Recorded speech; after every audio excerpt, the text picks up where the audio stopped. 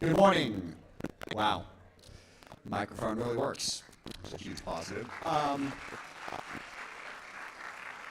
We're going to go ahead and get started. I'm sure that a few more folks are going to come filtering in, but I want to maximize the time as much as possible.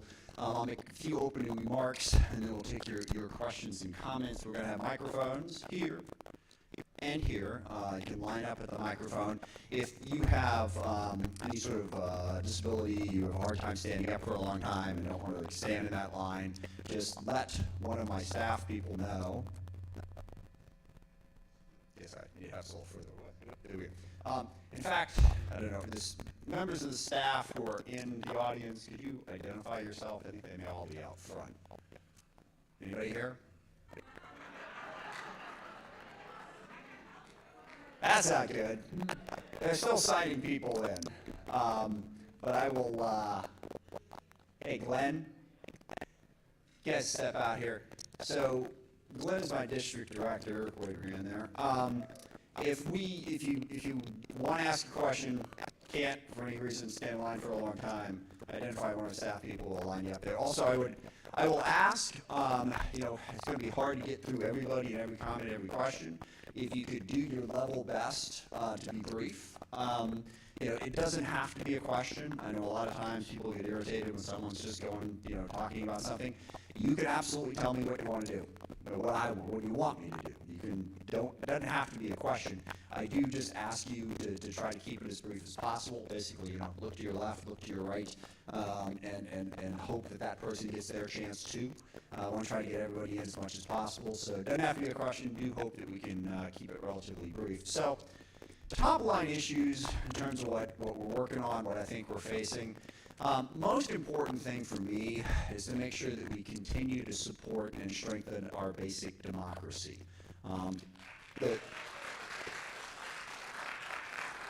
The basic idea of representative government, which is what this here is about. It is about making sure that I, as your representative, am listening to you. Now, obviously, I can't do absolutely everything that you ask me to do, but what really makes a civil society and a representative democracy work is to make sure that the people's voices are heard and their elected representatives are listening and doing their level best to try to address the concerns that the people have. I mean, that's the best form of government out there.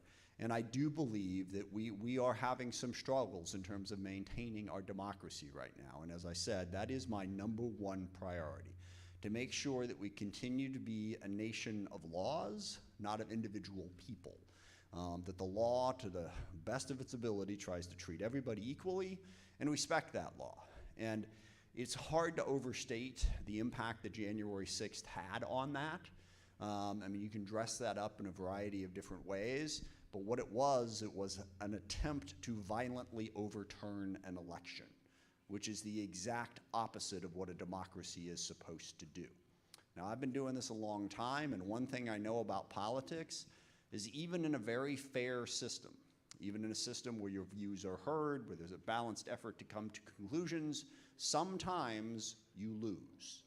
That's just the way it happens, whether it's in an election or there's a policy that you really care about and you really want to get implemented, or that you don't want to get implemented and you lose the vote. That's what happens in a democracy. You do not always get your way.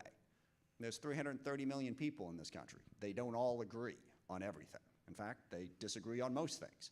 We try to find a way to bring people together, to find solutions to problems, so that we can peacefully resolve our differences. And that's what I want foremost in your mind is, as someone said to me a long time ago, politics is a substitute for violence. Because when you think about it, there's really two ways to resolve your differences: peacefully through some structured rules-based system, or violently through might makes right. I will stand firmly on the side of the first of those two options as the best way to govern a society. But you have to work at it. It is also absolutely true that if voices are silenced, if voices are not heard, then they get frustrated and they look for other ways to be heard. So I will work as hard as possible to make sure that those voices are heard and we maintain that sort of peaceful, respectful way of resolving our differences. And we'll attempt to do that here today. The other big issue, two big issues, one, I'll get into what's going on in Congress this year. The greatest challenge that we face as a country right now is economic inequality and the high cost of things. The high cost of things that makes it very difficult for people to make ends meet, to pay their rent, pay their bills, get their education. You know, we have had a massive concentration of wealth over the course of the last 50 years that has made that difficult. And I'm working on a bunch of issues. Number one in the 9th District is affordable housing. The high cost of housing, the high cost of rent, it's really exploded. There's a whole bunch of different ways to explain it, but the way I like to explain it is the house I grew up in, my father bought for $15,000 up in SeaTac back in 1971. He was a ramp serviceman at United Airlines. The last year he worked, the year he passed away in 1985, he made $16 an hour, had full benefits, 6 weeks of vacation. That same house in SeaTac, which hasn't changed a great deal, now, if you believe Zillow, and comes and goes, is like $500,000 if it were to be sold, if we list at it. Your average ramp serviceman working out at SeaTac, I don't know exactly what the math is. It'd be a little difficult to figure out how many times greater 500,000 is from 15,000, but it's a lot. And the wages haven't gone up anywhere near that amount. In sum, that is the challenge that people in the 9th District are facing. When you're coming out, you're trying to rent an apartment, one-bedroom apartment, $2,000 a month. How much money do you have to be making a year for $2,000? And that's just a one-bedroom apartment. Forget if you're like married, have a family, have other things you have to do. So we need to address affordable housing. There's a number of different things. Number one, we need to build more of it. There's no doubt about that. But number two, zoning and permitting are major problems. We don't have enough zoning opportunities to build more housing, and when you try to build housing, the unbelievable list of things that you have to do in building that house significantly drive up the cost. We need to comprehensively look at all of those items. One other issue that I have put a bill in on is all of these large private equity firms that are now buying up starter houses and then renting them out, significantly driving up the cost of housing for people. I introduced a bill basically to say that you can't do that. You can't buy up a large chunk of housing through it's not a private equity firm, a hedge fund, that's what I was looking for. We need a comprehensive solution to try to address the housing costs. That'll deal with a whole lot of the issues that we're facing here in our community. I also feel that we need to work more on job training, education, and workforce development. I'll spare you the long spiel on this, but basically we really have to focus on job skills and developing those skills and not be as obsessed with the four-year degree. Four-year degrees are fine, okay? But again, I will tell you the story. I went to Tyee High School, graduated from there. Our guidance counselor, well, she had two jobs. The primary job was just to get us out the door, one way or the other. But the second job was college prep. And that's pretty much what they did. And we knew from the day I showed up there as a freshman to the day I graduated that 70% of the kids that I went to school with weren't going to college, okay? So what were we doing to prepare them for the working world? Not enough. We focused excessively on these four-year degrees. And the other part of the problem is there are a lot of jobs out there that need to be filled. They don't require a 4 years degree, they require specific skills. Now, there are a lot of organizations, unions, small businesses, that are now setting up apprenticeship programs. There are opportunities out there to go get those skills in a wide variety of fields. Our community and technical colleges, we're here in Renton, so I'll give a shout out to the Renton Community and Technical College. They do outstanding and awesome work, as do our other community and technical colleges. We need to fund them better. We also need to work in the high schools to make sure that our students know that these things are available and are guided into those programs so that they can get the job skills they need.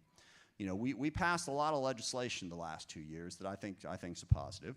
The infrastructure bill, the so-called Inflation Reduction Act that was really about dealing with climate change and getting us a green energy economy. So we got a lot of the CHIPS Act that's designed to put us in a better position to compete with China on key technologies. All those things are great. We need the workers. Okay, we're going to spend that money. We need the workers to build the roads, build the bridges, build the chip factories, build the new energy grid that's going to put us into different directions. There are very specific skill sets that are needed. One thing that I've strongly supported is looking at job descriptions, on the public sector as well as the private sector.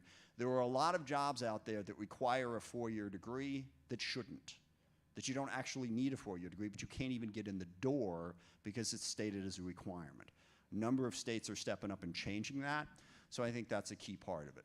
Locally here in King County, we also have an enormous problem with homelessness, behavioral health, and crime that needs to be adequately addressed.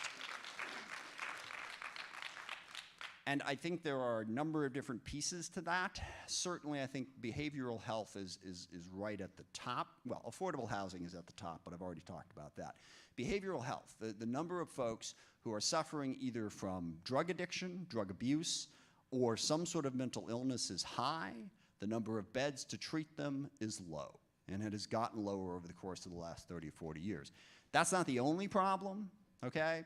But the number of folks who are in that state who cannot get access to treatment is a huge part of the problem. We need to build more facilities. I also think we need to change our involuntary commitment laws so that it is easier to do that, so we can begin to address those issues. And I am a huge fan of criminal justice reform. We, over the course of the last 50 years, have relied entirely too much on incarceration as a solution to our problems. Too many people have been incarcerated, and we haven't given them any opportunity. Not only do we incarcerate them, but when they get out, they can't find housing, they can't get a job, they can't have a life. That is not a recipe for a successful society. And there are a lot of good programs now in this area and across the country that are trying to change that and trying to help people. We need alternatives to the traditional criminal justice system. But I'll tell you the other thing we need. We need a functioning criminal justice system, okay? You cannot tear down the existing criminal justice system and sort of cross your fingers and say, well, something's going to replace it, so it'll be fine. It won't be fine. Now, in my humble opinion, no matter what we do going forward, as much as we reduce our reliance on the criminal justice system, as much as we reduce our reliance on incarceration, we will always, sadly, need a criminal justice system and some system that allows for incarceration of some people. Let's just make it work. Let's reduce it, but let's make sure that it functions better. We get some real challenges in the King County area with making that happen. The King County Jail is a disaster. No one seems inclined to want to fix it so that it will work. We are not adequately using the Regional Justice Center down here, I guess over there in Kent. So there are things we can do to work on that, and I think that can really improve the quality of life. Because I'm concerned about this issue. I tell people this all the time. So I've lived in a variety of different places around South King County and now East King County, and I talk to people. I used to live in the West Hill of Kent. There's a Safeway grocery store up there, and I've talked with people who say they don't feel safe going, ironically, to the Safeway grocery store up there in the West Hill of Kent, because there's typically, well, there's organized crime going on in the parking lot. There's drug dealing, drug using. Sometimes there's chop shops and fences and homeless people. That's a grocery store I used to go to. And if somebody had told me 25 years ago, I think it was, when I was going to that grocery store, and I'd head out the door and they'd say, are you sure? That's not safe. I would have thought they were insane. Not safe? I'm going to the grocery store in my suburban community. It is now not safe, and that is not acceptable. There's a whole lot of different ways, a whole lot of different things we need to do to fix that. I don't buy into, well, let's just lock them up and throw away the key. Tough on crime is going to be the solution idea. But we have to come up with a comprehensive solution so that the people of this district can feel safe in going about their day in and day out lives, and also can park their car and be reasonably sure that when they come back, it's going to be there, which is increasingly not the case for many of our constituents. So very focused on that.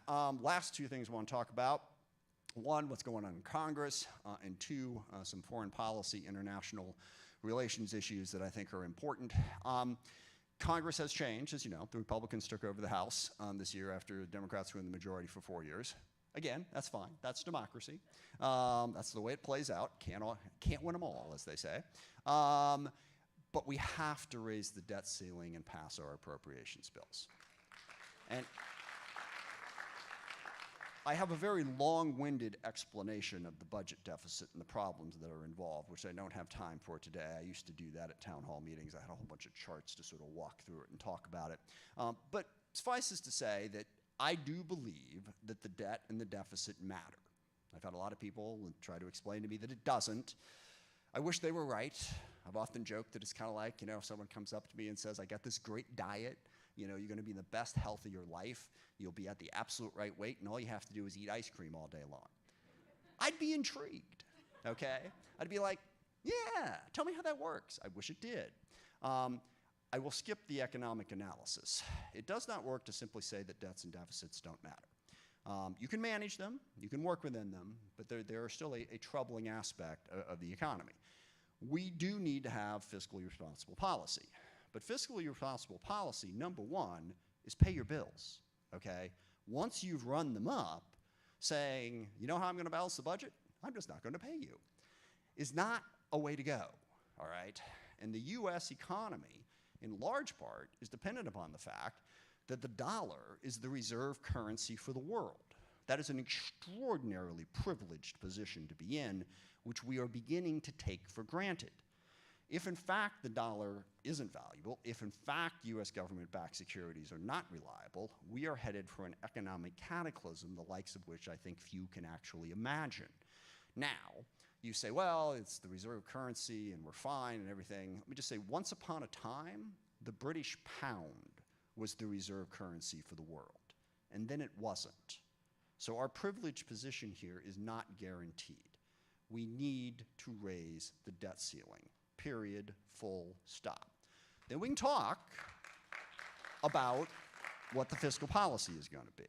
But I want you to really pay close attention to something, even if you're on the more conservative, fiscally responsible side of things, which I think is a perfectly legitimate position to be in. Understand that the opposition, in this case the Republicans, literally don't have a plan, okay? They want to put a plan on the table. They want to show us what their budget is. Great. Okay, you don't like our plan. Our plan is basically pay the bills. And you can criticize us and say, well, you're just going to keep running up bills and you're not doing enough. Okay, fine. So what's yours? Their plan is to complain about that and offer nothing. Because here's the thing. If you really want to balance the budget, there aren't a lot of places to go. Number one, they're not going to raise taxes at all. In fact, they're probably going to cut them, which I think is wrong on a number of levels. And then you get into Social Security and Medicare. And a lot of my Republican colleagues have been deeply offended recently by the fact that they've been accused of wanting to cut Social Security and Medicare. Social Security and Medicare are about 60% of the budget. You got a budget that's running a deficit, what are we up to, about 20, 25%. If you take 60 to, first of all, you're not going to raise revenue. Second of all, you're not going to cut defense. Third of all, you're not going to cut Social Security and Medicare, but you're going to balance the budget. You would literally have to eliminate everything else in the budget. Medicaid, education, other health care programs. It doesn't work. So let's have an honest discussion about it. Let's put the plans on the table and let's talk about what makes sense going forward.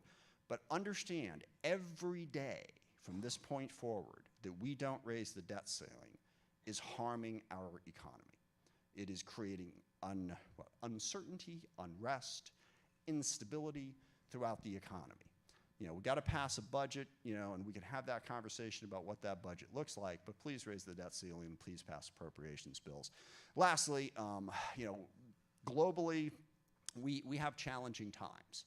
The rise of Russia, the rise of China, to some degree the rise of Iran in the Middle East, North Korea's nuclear weapons program, have placed a considerable strain on the ability of peace to remain in the world. And all of those places have one thing in common. They basically want to push the US out, and they want to push Western influence out. And they're doing that in a very aggressive way in a whole bunch of different places. I think it is really important that the US continue to work with the rest of the world to offer the reasonable alternative of a rules-based international order where, again, globally, we resolve our differences peacefully instead of aggressively. We have to push that. We can see what Russia has done in Ukraine. We can see the way China is threatening norms all across the world in a whole bunch of different ways, and see that that is going to lead to greater instability and greater conflict. Now, the only other thing I want to say about that is I am deeply worried about the anti-Chinese rhetoric that I'm hearing in the US, and the degree to which we've got enthusiastic about going into a direct conflict with China. We don't want a direct conflict with China. In fact, if you want to know my policy towards China summed up in 2 words, it is peaceful coexistence. We have to find the path to that. It's not easy. I am not unmindful of the things that China is doing. I'm also not unmindful of some of the things that we are doing. So we have to find a way to get past that and peacefully coexist, because China's not going anywhere, all right? 1.4 billion people, second largest economy, one of the fastest growing economies in the world. They are going to be a major player on the global scene long after all of us are gone. We have got to figure out a way to deal with that. But a message to China is, we're not going anywhere either. That's sort of part of their ideology, is that the Marxist feeling of the inevitable decline of the West and capitalism. Yeah, people have been waiting on that for a long time. It's not happening, okay? We're not going anywhere either. So we need leaders in China and leaders in the US to recognize that and find some way to get along. Number one, we need to start having arms control conversations, because China is ramping up their weapon systems. We have new weapon systems. We need to better understand what each side has and what our red lines are, so that we don't stumble into a catastrophic conflict. We need that with Russia as well.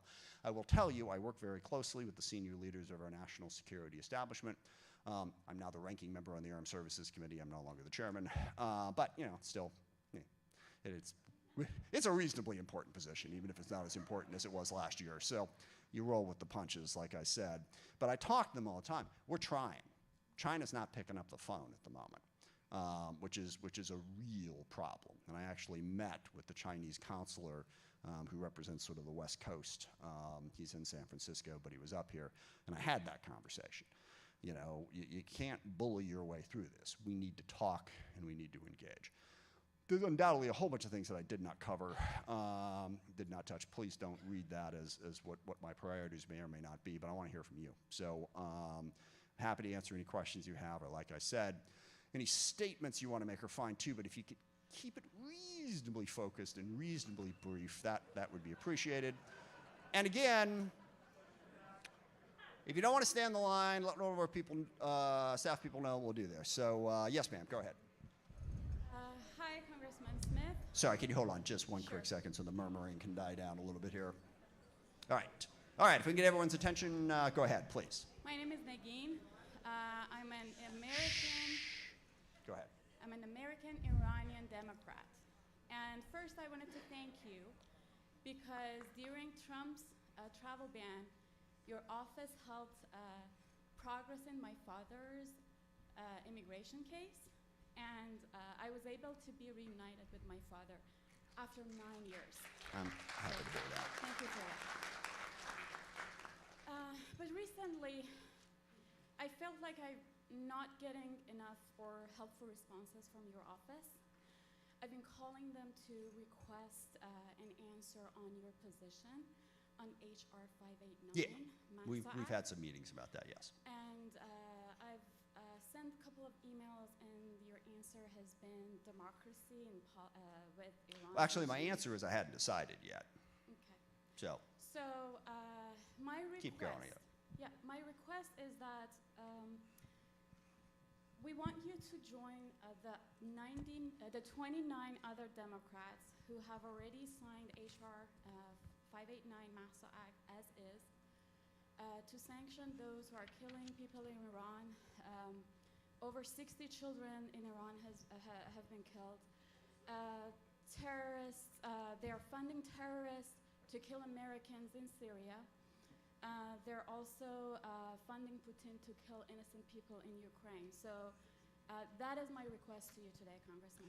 Thank you. Let me say a couple things about that. First of all, I 100% agree with the fact that the Iranian regime is brutalizing its own people, and we need to speak up in support of the unbelievable courage that the Iranians, and women in particular in Iran, have shown in standing up against that brutality. And we have passed a whole lot of sanctions against Iran. In fact, President Biden has not reversed any of the sanctions that President Trump put in place under his maximum pressure campaign. But the thing is, I have the bill here. I've actually read it, and I want to show you what it is that I'm troubled by. So this is the list of the people that this bill would require the president to sanction. And that's actually an important point, because the president is sanctioning a lot of people, and the first part of this lists those sanctions. Some of those sanctions are pursuant to statute that we passed. Most of them are pursuant to executive orders, so they're at the discretion of the president.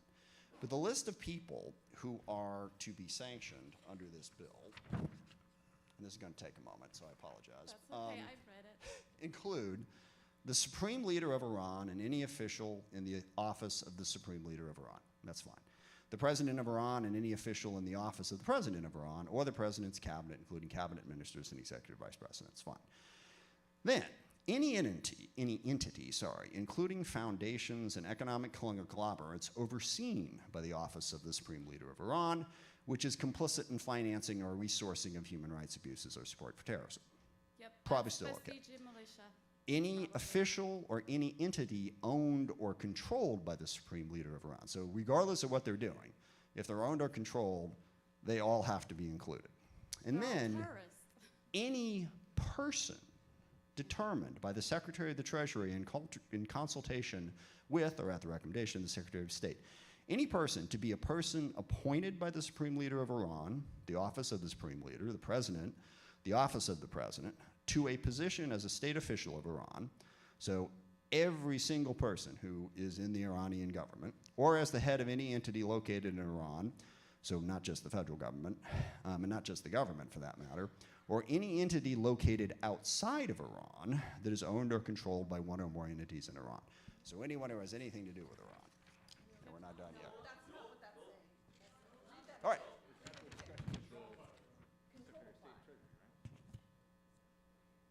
As the head of any entity located in Iran or any entity located outside of Iran that is owned or controlled by one or more entities in Iran. Is that at the discretion of the Secretary of State? At the discretion. Yeah. So, Well, yeah, and the Secretary of State, Secretary of Treasury have to determine that. Let me just finish because we're not done yet. Or any person to have materially assisted, sponsored, or provided financial, material, or technological support for, or goods or services to or in support of any person whose property and interest in property are blocked pursuant to this section. So basically, and maybe I'm wrong here, and if I'm wrong, I'm happy to, because I support this, but it seems to me that basically anybody who works in any capacity for the leadership of Iran. Yes. yes. Okay. Yes. Yeah, yes is fine. Okay, I'm sorry. I'm screwing up my own general approach here by getting. Yeah, hold on a second. I can't have 15 people talking to me. I apologize for that. It just seems really broad, and the problem that I have here. I mean, presumably the person who cleans the house for anyone in the government of Iran is going to be sanctioned by this. Okay, that's fine. And look, so I'm happy to get into this and talk about this. But when we met, you told me that it only sanctioned the Supreme Leader and the President. That's the most those are the most important people. They are the And most important part. Anyone who is associated with them. Right, We but all but know, but it's America not only knows that. that Yeah, they are all terrorists. yeah. But It's yeah, yeah. But if we could for just a moment, let me explain. I'm sorry, sir. I hear you. Okay.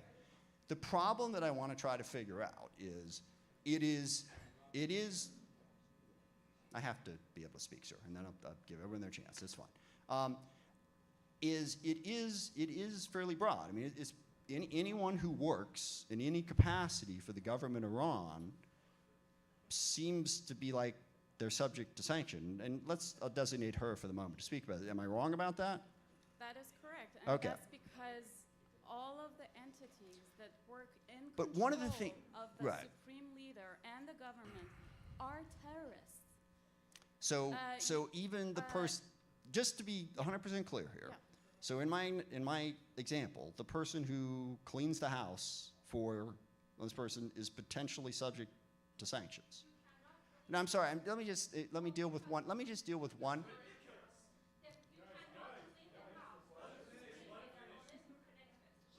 No. At this point, I just want one person to be answering my question. No. Yeah. Sorry.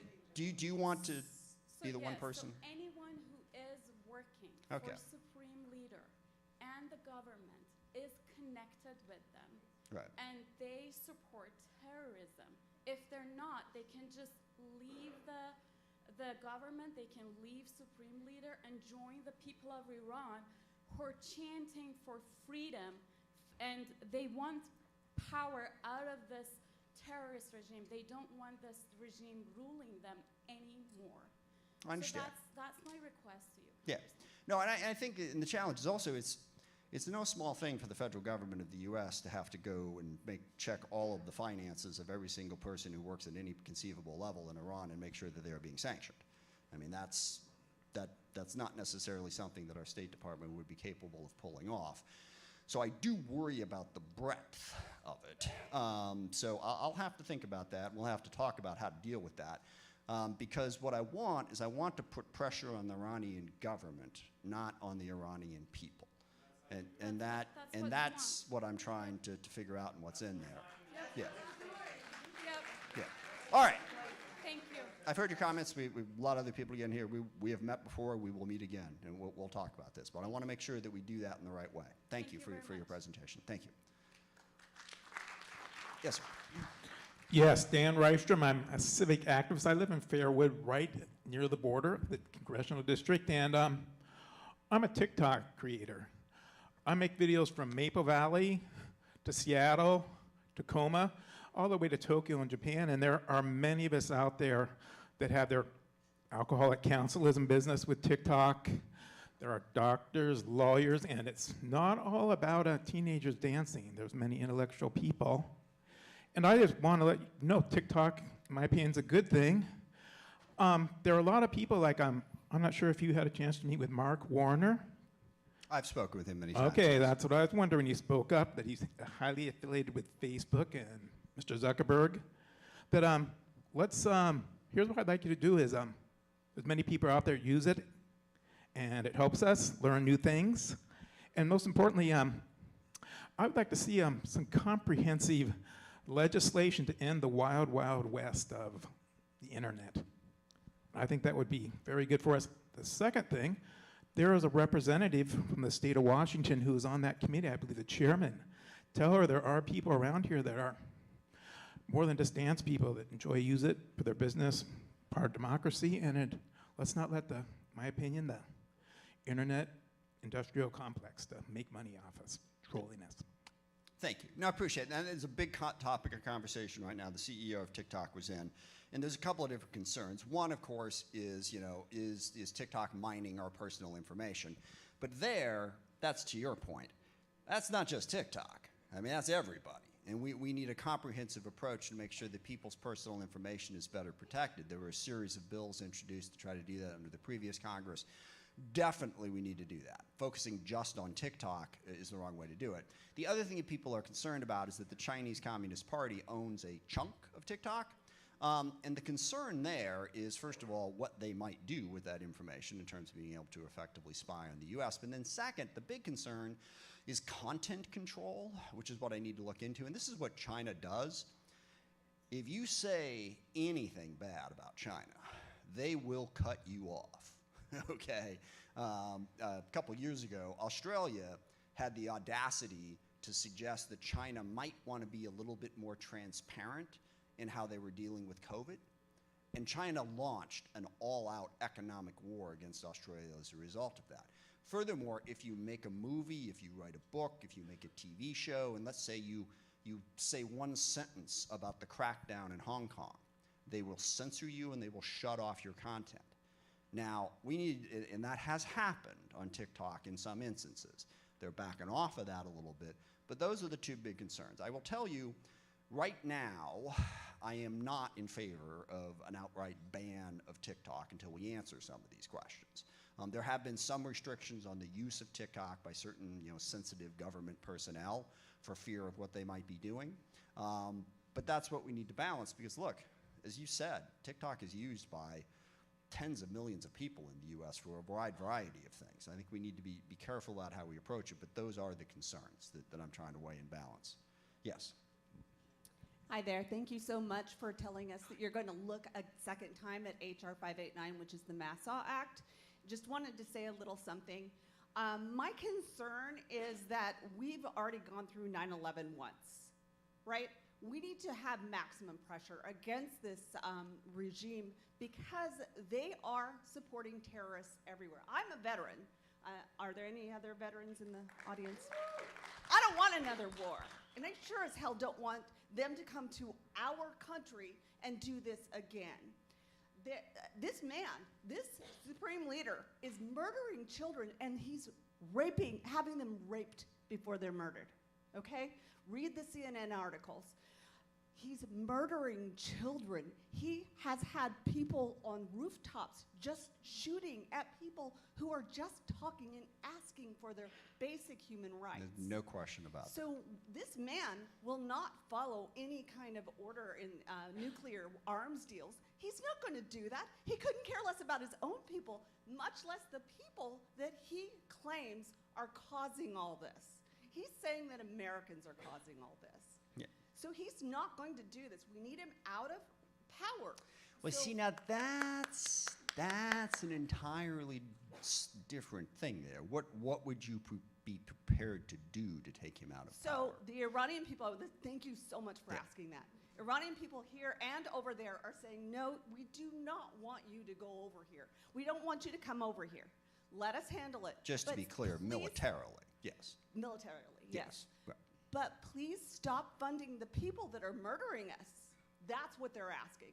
So if you need to go across the board, if you need to say, I'm sorry you're cleaning his house, I personally, if I saw these babies being murdered, I couldn't go anywhere near this man's house without something bad happening. But these people, they need our help, and we can help them with HR 589. Fair enough. Thank you. Thank you. Yes.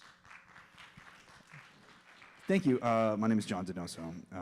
It seems fairly and increasingly clear that there is effectively an axis of authoritarian regimes that are aligned together around the world, cooperating militarily and strategically in non-military ways to effectively ensure that democracy does not come to their countries and to eliminate democracy around the world, frankly, wherever they can, in the United States, in Europe, in places like the Solomon Islands, where China just bought the government with bribes. And the trajectory we're seeing is of democracies being rendered increasingly fragile in this context. And while we've held together in certain regards with respect to Ukraine and elsewhere, those efforts at political capture and regime change inside the West, inside the free world, continue apace and are dangerously, dangerously effective in many cases. We see far-right and far-left parties aligned with the Kremlin across Europe, across Asia, inside the United States. We have, Tucker Carlson and Tulsi Gabbard spouting Russian propaganda pretty frequently inside the United States. And people are buying this stuff. It's causing damage. It's causing paralysis on a strategic level, and it's preventing us. Agreed. I'm going to have to ask you to. Okay, so my question is, why are you taking these authoritarian regimes for granted, acting like they're going to be around forever, and premising U.S. policy on the presumption that that is an acceptable outcome?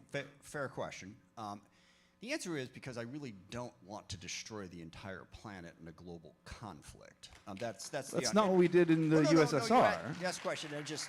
And I understand that the two things are not necessarily connected. Indeed. Okay, but I think increasingly, and there's sort of two separate problems here, and you outlined very well one of those problems. There is a growing pushback against economic, political freedom, and democracy. And it is very focused and concentrated in Russia and China, and spreading. It's in Iran and North Korea, certainly. Turkey has had some terrible backsliding. Venezuela, We've had problems Cuba. in the Philippines, we've had Venezuela, Cuba, you have Hungary, okay? You have January 6th, okay? Very, very close to home. And it is a very, very sort of well thought out. It's not an accident, okay? Xi and Putin are pushing autocracy. Now, originally, they're pushing autocracy to protect themselves, all right? They don't want the people in China or Russia to go getting any ideas about actually having a democracy because that threatens their power, okay? That's where it came from. But in the last 10 years, they've gotten much more expansive in their goals. They want to make the case to the world that autocracy works better than democracy. That was what Xi was arguing throughout the whole COVID thing. That didn't quite turn out the way he thought it would. And, you know, I have a long argument at why democracy is in fact better than autocracy, but I'm trusting by and large that's accepted by this crowd. So I won't get into it. You know, but at the same time, you know, how do you avoid constant conflict? That isn't always up to us. When in face of revanchist, aggressive powers who seek to covertly overthrow our democracy, Well, you know, it's never completely up to us. Okay, it's always. I mean, no conflict is ever up to just one side. All right, that's just the sort of the nature of the world. All right, but it is also true that both sides have some say in whether or not it turns into a violent conflict. And so all I'm saying is, you know, if you're asking me and telling me China's terrible, Iran's terrible, Russia's terrible, North Korea's terrible, all these other countries are terrible, you know, they're unacceptable. If something is unacceptable, then that means that you have to do everything in your power to eliminate it. We've got a fair amount of power to do that. That's what I don't want to do. Okay? I'm all in favor of finding pressure points. And I'll tell you, what I think we ought to do is we ought to form a global coalition, which we have formed, you know, and we've got, I've explained the other side. There's 54 countries currently supporting Ukraine in the war. That's great. There's a whole bunch of others that are trying to play both ends against the middle.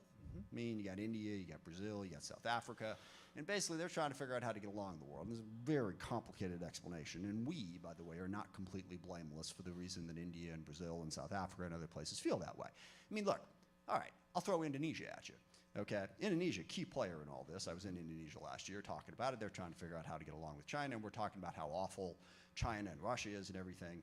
Well, you know, in the 1960s, about, I don't know, it was like 1.5 million people were killed by an anti-communist thing that we kind of, well, I don't know what's the word, sponsored, okay? So when we go to the rest of the world and tell them, oh, Russia, China, these are all terrible, awful, horrible, horrible people, you must be with us, they're going, you know, it's a bit more of a balancing act. So what I think we need to do, live up to our values, show that we're better, build a coalition, push back, all right? We don't need to get into a war with China. So that's basically, and I'm sorry, I've gotten into a bad habit here from the very first question of getting into a lengthy thing. I'm not going to get through everybody if we don't go through that. And let me emphasize one key point before I move on to the next person. Not your only opportunity, okay? We are very accessible. I've met with the Iranian groups on a number of occasions. Please understand there are other opportunities to contact my office, contact me. I'll try to get through as many as people as possible. We're going to have to massively speed this up. Yes, go ahead. Super fast. This is Katie Cressley. Hello. Thank you for being here and asking us to speak. Yeah. We've been talking a lot about military and readiness. Yeah. And in light of that need, military readiness problems that we're having, and failure to meet recruiting goals that are obviously ongoing, why is leadership so disparaging of conservatives? And why are we so preoccupied with politically correct pronouns? Yeah.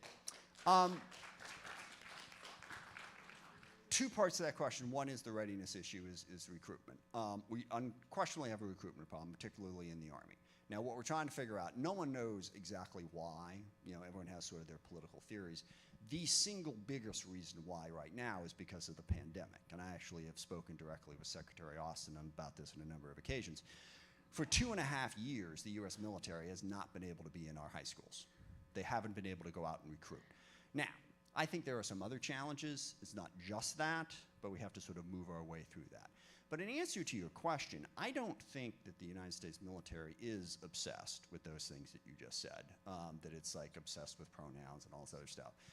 I think what the United States military is trying to do is they are trying to recruit comprehensively from everybody. And women, LGBTQ, LGBTQ covers a lot. We need to recruit those folks. Communities of color. I mean, there's an incredible amount of talent out there, okay? We need to actively recruit those folks, all right? And the United States of America has a fairly long history of being bigoted against those people, okay? And you just really can't deny that, all right? I personally think things have gotten a lot better. I do. It's not gone. But if you are, in fact, going to take advantage of all of the human resources that are available in the U.S., I do believe that we are going to have some affirmative efforts to get out there and recruit. Because these are areas, you know, we could have a lot more people if they felt that the military was welcoming to women, if it was welcoming to people of color, if it was welcoming to trans people, okay? And it's a fine line, I will grant you, okay? I'm not in favor of spending all your time sitting around. I'm gonna get myself in trouble. I have a problem with harm reduction, if you're familiar with that whole thing, where basically if you're sitting around having a conversation and anyone says a word that anyone else in the crowd doesn't like, we have to stop for a day to talk about it, okay? I'm not in favor of that. On the other hand, if you have outright bigotry going on in your ranks that is discouraging people and undermining the cohesiveness of the unit and undermining the very core principle that, you know, binds people who serve in the military, which is basically, I got your back, okay? If you're doubting that, then we got a problem, all right? And you might have noticed over the course of the last 4 or 5 years, there's been a little bit of an uptick in racial tension, all right? And I think it was absolutely worth it for Secretary Austin to say, hey, let's talk about this, all right? Let's try to make sure that this isn't getting out of control one way or the other. And that's what I think he did. Now, can you plumb the depths of the internet and find an example of some professor at the United States Air Force Academy who said something stupid about, you know, not saying mom or dad, saying parent? Absolutely, you can. I've watched this, I've studied this, I've worked with this. I do not believe that it's widespread. What is widespread is an attack on the other side going after the military as quote unquote being excessively woke. I don't think it is. I think they're trying to strike that balance in the right way. Now, we got to work at it. If it goes too far one way or the other, that's fine. Basically, we're just trying to recruit everybody. We're trying to take advantage of all the resources that we have and make sure that everybody feels welcome. So that's the balance I'm trying to strike. So I appreciate it. Thank you. Let's just make sure that everybody's balanced and has the same standards. Make sure that everybody has the same standards so that we do have good readiness. Sorry, I'm violating my own rule for the 5th time. That is true, depending on what you're talking about. And I actually had this conversation down with the Navy SEALs. I was down there on Monday visiting. It was the start of Hell Week. Doesn't that sound like fun? Who wouldn't want to be there for the start of Hell Week? And if there's a specific task that you have to perform, sure. But do we really want to kick out the best computer programmer out there because she can't run a mile in 8 minutes? Do we really want to do that? I don't think so. And that's what depending on the job. Yeah, don't dumb down the standards if you're talking about someone who's going to be in infantry or, you know, any job that's going to require that. But let's not kick them out because there's a lot of jobs out there now that don't require the typical physical skills found in the military. Yes. Congressman Smith, thank you so much for taking my question. My name is Waylon Robert. I'm a sailor with the Sailors Union of the Pacific, and I want to thank you for your steadfast support for the Jones Act. I was also curious what the Jones Act's perception is in Congress today. I think the Jones Act for the uninitiated basically requires that certain ships that are going to be used in the U.S. government service have to be built in the U.S. and with U.S. flag crews. It's a way to try to maintain our shipbuilding industry. I think for those of us who live in places like this, as I said, I was just down in San Diego, they understand it. There's strong support. I do think that it's always under attack, and it's always under attack because, well, I had a busy week. I met with the Finland defense, not the defense minister, the ambassador and also the chairman of the Joint Chiefs of Staff. And they were talking about how much cheaper it is to make ships in Finland. You know, and here's all the things we could do for you. You need these things we could do. You know, And that is the pressure, is people are like, well, you know, yeah, but we could build them for half the cost if we did them there. I believe that the ability to build ships is something that we need to have, and the ability to have people who can, you know, I'm sorry, I'm trying to say man those ships, and that completely undermines everything that I just said in answer to the last question. Work on those ships, let's say it that way. To have that skill set is a key part of the industrial base, and the Jones Act is one of the best way to do it. But I'd say we're going to have to keep advocating for it, because there will always be the pressure to go around it, without question. And thank you very much for your service and for what you do. Yes. Congressman RepAdamSmith, thank you for allowing me to just talk. I'm not going to add too much into whatever we said about MASA Act. I have a couple of things to mention. It's so sad what it takes us to be Iranian to feel the pain. I wouldn't think so. To just know how horrible this dictator is, and for the sake of the American, we know they are the trouble for that area, and they're the biggest terrorist and biggest dictator ever. So, and then I wonder why maximum pressure for Russia, not for them? And why is it so sad when you see all the dictators are united, and Democrat countries, Western America, they're split, and then they don't know what to do with Iran, which every single person in Iran shouting out, please do not deal with them. Every single penny goes to this regime's pocket. It's a bullet to our kids' head. Right. So, and then I wonder, sorry, I'm going to be finished really quick. What is the difference? Is the blood of the Iranian is different color? The difference, first of all, there really isn't any of a difference. I mean, President Trump, his campaign against Iran was, quote, the maximum pressure campaign, unquote. And President Biden hasn't changed it, okay? So, in fact, prior to the war in Ukraine, we were sanctioning Iran 1,000 times more aggressively than we were sanctioning Russia. So I don't disagree with the fact that— I'm sorry, but the Iranian government were wishing and hoping and praying. Yeah, no, I'm not disagreeing with that part. Praying every day that President Trump is going to go away, everything's going to be relief for them. And that's the relief they feel already. It hasn't been. Well, we're asking for just maximum pressure for this government. We are afraid. We are just terrifying. I got that, ma'am. To United States. Right, I got to get on to somebody else here. But again, I just want to stand by one clear thing. And if you guys have facts that can disagree with me, I got to move on. Okay? But if you guys have facts that can disagree with me, as far as I know, President Biden hasn't reduced a single solitary sanction that was there under President Trump. So we'll take that one. But there is a risk if he's going to deal with them, and we don't want that to happen.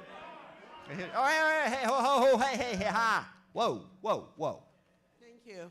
I will take care of this. We don't want like a mob discussion about how we're going to proceed. So I got it. Let's just relax. Adam, we have the next yes, question in the go back ahead. of the room up here. Yes, Right go here. ahead. Good afternoon, Congressman. Good to see you again. It's been many years, and I'm Ferna Wright from NARF, National Active Retired Federal Employees. Yes. I want to thank you for co-sponsoring the Social Security Fairness Act last session, HR 82. And as near as I can tell, you haven't co-sponsored yet this year, and I would really encourage you and appreciate your co-sponsor. Yeah, I absolutely will. As far as I know, I thought I had, but we will actually make sure we do that again. And last night when I was trolling the internet, I couldn't see that was affirmative. Thank you. That is distinctly possible. We'll make sure we take care of that. Thank you. Yes. Oh, that's a very fair point. While he's walking down, I'll take this if you can promise to be quick, because this gentleman has been patiently waiting. As it will. So I actually have a budget question, but Yes. just to recap something about Iran, I think that the constituents basically show their position. Some thoughts regarding to what you said. First of all, you're concerned about sanctions on the cleaning lady in the Supreme Leader's home. I doubt that she has a Chase Manhattan account, and I doubt that the Treasury Secretary will point her out and try to sanction her. I think that the focus of the administration needs to be preventing Iran and Saudi Arabia from connecting ties again. I think that you can have a broad conversation about how to stop the nuclear ambitions of Iran. Benjamin Netanyahu is traveling into Europe. He hasn't yet traveled to the United States. He hasn't been invited to the White House. I think that rhetorics is important here, and I think that while maybe the sanctions have not been removed, the rhetorics has changed vis-a-vis Iran in the past, in this administration. The budget question. We need to raise the debt ceiling. That's definitely true. But we also have a proposal of $6.8 trillion for the upcoming fiscal year. That is a lot. And currently, the person in the White House proposed a budget. It's fair to say that the Republicans are not doing their part in the constructive conversation, but I think that you need to do a better job in the constructive conversation of lowering the actual budget. Yeah, that's a fair point. Now, yeah, the president's budget is the start of the process. I've been in Congress now for my 27th year. No president's budget has ever been passed as introduced. It is the opening salvo, if you will, in the conversation. And now what we need is we need some alternative budgets. And then that debate will take off, and through this year we'll go forward. So we really need to see those alternative budgets. And that's what we're working on. You can also propose an alternative budget. I'll just let you know right up front, I'm not going to propose a full 6 point whatever, or even 5 point whatever $trillion budget. I want to be honest with you, that's not my bailiwick, and I wouldn't be able to comprehensively do that. I do work on the defense budget, and one of the things I've worked on is making sure that we don't artificially bloat it. I will confess that the last 2 years I have not been successful in that effort, but defense budget I pay close attention to. And I pay attention to the other pieces of it too, but I'm not going to offer a full personal Adam Smith budget. The debate's going to happen, and we'll see where it goes from there. The group of Democrats can also propose. Yeah, well, yeah, we can. And once the Republicans control the House floor, so when they bring it up, if we have a budget discussion, they'll have their budget, and House Democrats will have theirs, which will not be President Biden's budget. It'll be something different, and same will happen in the Senate. Thank you for your patience, sir. Hello, my name is Jerry Jennings, and I have a problem with the Internal Revenue Service. What happened was in 1983, I opened an individual retirement account as encouraged by the government. I lived in Mississippi at the time, and I moved to Washington State and then did not give my forwarding address. So the bank where I had the individual retirement account merged with another bank, so they're not able to find the records. And I contacted the Internal Revenue Service, hoping they might help. They're no help. And I know they want more money, they want to hire more people. I feel like they're not doing their job. And so I would like you to look into this. Please, we can absolutely help with that. Yeah. We will. Andrew is the very nice man who's holding the microphone there. If you could give that to him, we will dive into it, and we will get an answer to that. That is something my office can absolutely help with. Okay, I requested documentation from the Internal Revenue Service, and they weren't able to help with that at all. So, We will do everything in our power to solve that problem, because it sounds like something we ought to be able to solve. So, thank you. Yes. Hi, Congressman. We've met. I'm Robin Tatsuda, Executive Director at the ARC of King County. Yes. I'm met. here It's good to see you. Yeah, I'm here to remind you of the intellectual and developmental disability community needs. As you mentioned, affordable housing is a crisis in our area. It is well beyond a crisis for the IDD community. Quick stats, 23% of the homeless population in the King County point in time, 2020, 23% of those folks are people with intellectual disabilities, up 19% from the year before. DSH just recently delivered a report in the state of Washington finding over 10,000 adults with IDD in need of affordable housing, but only 1,400 units specifically for our community. The good news is the ARC is working very hard to find solutions to this problem. I think I told you before about our partnership with Mercy Housing Northwest. Yeah. That's continuing. We're still planning on building a 130-unit affordable housing development at the Angle Lake Light Rail Station in SeaTac. Yeah. 26 of those units will be set aside for people with intellectual and developmental disabilities, and the ARC will put our office on the ground floor. We're the first of its kind in our state where a nationally recognized affordable housing developer and a nationally recognized disability advocacy group are coming together to solve the problem, and we already have local and state interest in replicating our model. Okay. And my ask to you is actually just to make sure that you're championing our application through your office for the 2024 community project funding. Awesome. I'll make sure your team has all the Yeah, we're happy to details. work with you to help you. And that, thank you. You do a lot of incredibly important work. Thank you very much. Okay. Hello, Mr. Smith. My name is David Blanchard. I'm a Marine Corps veteran. I work at Score Jail. I saw you in the boardroom there a couple weeks ago, but I didn't want to ambush you and ask you the question then, so here I am today. Yes. I know you've done a lot for Ukraine. I saw you at the anniversary event at the Seattle Center. And my question is, can you please, it's more of a statement, can you please educate the audience on the dangers of Russia winning this war, and also tell us what you are doing or propose to do that you're not already doing, because I know you do a lot, and what the rest of us can do to help Ukraine win the war? Yeah, absolutely. Look, I mean, there are a lot of conflicts in the world, without question, but this is different than all of them. This is one country simply trying to erase another country's sovereignty because they are big enough, powerful enough, and strong enough to do it. And this is something that post-World War II, we've been working hard to correct. Keeping the peace in the world is hard, but sovereignty is a good place to start. These are the borders of the country. These are international recognized borders. We don't fight over it, okay? That hasn't stopped a whole heck of a lot of civil wars, I understand. But the big wars start with sovereignty being violated. And Russia basically just looked at the rest of the world and said, we're taking this because we want it. And there were a whole lot of convoluted explanations about why Ukraine wasn't a country and blah, blah, blah, blah, blah. But it was all nonsense, and it was all a violent effort to basically erase Ukraine. If Russia succeeds in doing that, other autocrats like China will be watching. So other autocracies like China, I should say, and the rules now are gone. And once the rules are gone, and by the way, we've seen that in King County, once the rules are gone, increasing numbers of people will feel perfectly comfortable violating them. Yeah, it matters enormously in Ukraine. I've been to Ukraine since the war started. I was there before. Beautiful country, trying to build a better life than what they had under the Soviet Union, that is now being devastated by constant Russian attacks on civilian population. Devastating to Ukraine, devastating to Eastern Europe, but also devastating to the international order. If Russia succeeds, it sends a catastrophic message to the world. So we need to work to make sure that they do not succeed. And what we are doing is we are sort of supporting Ukraine militarily so that they can take back their territory and force Putin to negotiate. Putin is really clever. I forget, someone else was talking about the message that they send out and how their propaganda gets into it.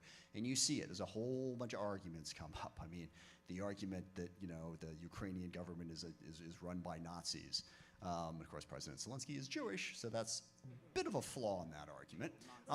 But it doesn't stop them. All right? They push out all kinds of different messages. You know, there were biological weapons in Ukraine. Anything they can do to undermine the coalition. So we got to push back against that and arm Ukraine and make it clear to Putin, you can't have it. That's the only thing that's going to force him to the peace table, all right? Ukraine made a lot of progress last summer. I believe they are poised to make a lot more progress. And what I am doing, I'm in a fairly regular contact with one of the senior national security advisors for President Zelensky. We do Zoom calls. And then I talk with Jake Sullivan and Mark Milley, Secretary Austin, and others about how we can make sure that we're giving them everything that they need in order to be successful. That's on the military side, but let's not forget the humanitarian side. There was an article in the paper this morning about efforts here locally. I mean, the devastating impact, certainly on children, on schools, you know, the healthcare, anything we can do to basically get Ukraine the support they need to continue to provide for their people. But let me say, when I was there in July after the war, just incredible the way they had come together in the face of that war and are still organizing. They're still running their hospitals, they're running their schools, they're running their cities in the face of this attack. So that's why I think it's important. That's what we're trying to do moving forward, to get an end to this war and to protect Ukrainian sovereignty. Thank you. Yes. I just want to I just wanted to say thank you, and I represent a group, Ukraine Defense Support. If anybody after the meeting is interested, to please approach us. Thank you. Thank you, thank you. Go ahead. Yeah, you're killing me here, but go ahead, yes.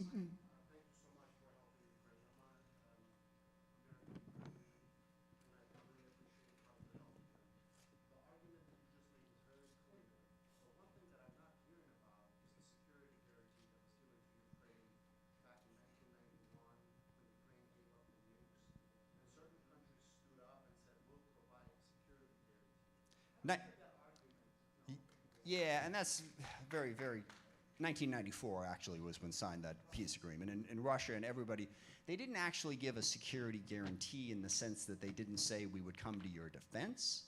The security guarantee that was given is that your sovereignty would be recognized and protected.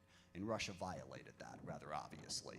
What we didn't sign a peace deal where the U.S. said we'll come in militarily and protect your security. We said we will basically we will recognize it and work on it. So that was the agreement in '94. But yes, Russia, Ukraine gave up a whole lot of nuclear weapons in exchange for Russia guaranteeing their sovereign integrity, and then they totally violated that. There's no doubt about it. Yes. Hi, my name is Stacia Irons, and I'm one of your constituents and the president of the board of directors at the Arc of King County. And most importantly, I'm a parent of a daughter with a rare genetic condition and a developmental disability. Who was born in 1997, the first year of your in office. I've spent the last 25 years advocating for our daughter to live a life of choice in this community. The cruel truth is that as it stands now, because of the lack of housing and support in the community for people with disabilities, her medical condition and 24/7 caring needs, a place in the community does not exist for her. The Arc of King County has been our lifeline, and we're hoping and has begun to partner with Mercy Housing Northwest to take the first step and provide affordable housing for people with disabilities in the community at the Angle Lake Transit Station.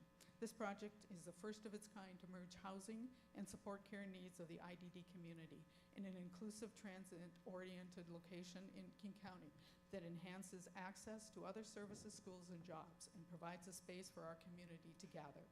Congressman Smith, we need your support. Yes, I really, got it. really We heard it. So I got a lot of people get, but yes, I 100% support that. And as I said, I've met with the Arc King County. I love the work they're doing. Happy to be helpful. Yes. Yes, ma'am. I'm Michelle Zimmerman, and I want to thank you for spending the time with me on Zoom a year ago, January, to talk about some of the manufacturing problems that occurred for the Johnson & Johnson vaccine. You graciously mentioned that if I did find evidence of manufacturing problems that made it to the community, to follow up with you. And within this last month, some FOIA documents over 915 pages have revealed that, and I wanted to know the best way to proceed, as it has affected Best way to military. proceed is to get us that information to Okay. Andrew or anyone on my staff, and we'll follow up. And once we've had a chance, and if you can have someone like sort of boil it down, if you Yes. will, and tell us what the argument is, we'll have that conversation at a staff level, and I'll be happy to meet with you to talk about it in detail, and then follow up in terms of how we get through whatever the appropriate agency is to make sure that they'll look into it. We'll be very happy to have those conversations. Thank you very much. Yes. Hello, Congressman Smith. My name is Steve. I'm a constituent in Federal Way. I want to thank you for holding the town hall to hear what's important to us. I'm here to share my grave concern with the new racist government that has come to power in Israel. In your last town hall, which was in Federal Way, I also asked a question about you being willing to support the legislation that Representative Betty McCollum had introduced respecting holding Israel accountable with U.S. aid. You responded that you would not support the bill because there are already laws that do this. That left me with some homework to do. In my research since our last town hall, I've learned that there are at least 3 U.S. laws that relate to U.S. aid and how it is used. However, respecting Israel, none of these laws are being enforced. In fact, Israel is unique in that it is allotted special dispensations that make enforcing these laws exceedingly difficult. Israel receives more foreign military financing from the United States than every other country combined. Since 2001, Israel has received 52% of all foreign military financing. Israel has the distinction of being the only country in the world that have the exemption of offshore procurements, respecting how they use foreign military financing that the U.S. provides. The 3 laws, the first is the Foreign Assistance Act, which regulates all forms of U.S. assistance to foreign countries. It states that no assistance may be provided to a country and this is in quotes, which engages in a consistent pattern of gross violations of internationally recognized human rights. The second is the Arms Export Control Act, which regulates U.S. military assistance and sales to foreign countries. It states that the United States can furnish weapons. We're not going to have time to read the entire thing, so if we could. I want to provide the context for the group. And that's a lot of good context. Because I feel like the context is important. It is, Yep. yeah. And then the third law is the Leahy Law, which requires the Department of State and Defense to vet individual military units and individuals before they are eligible to receive U.S. equipment or training. The Department of State version of the law states that no form of assistance can be provided to any unit of the security forces committing a gross violation of human rights.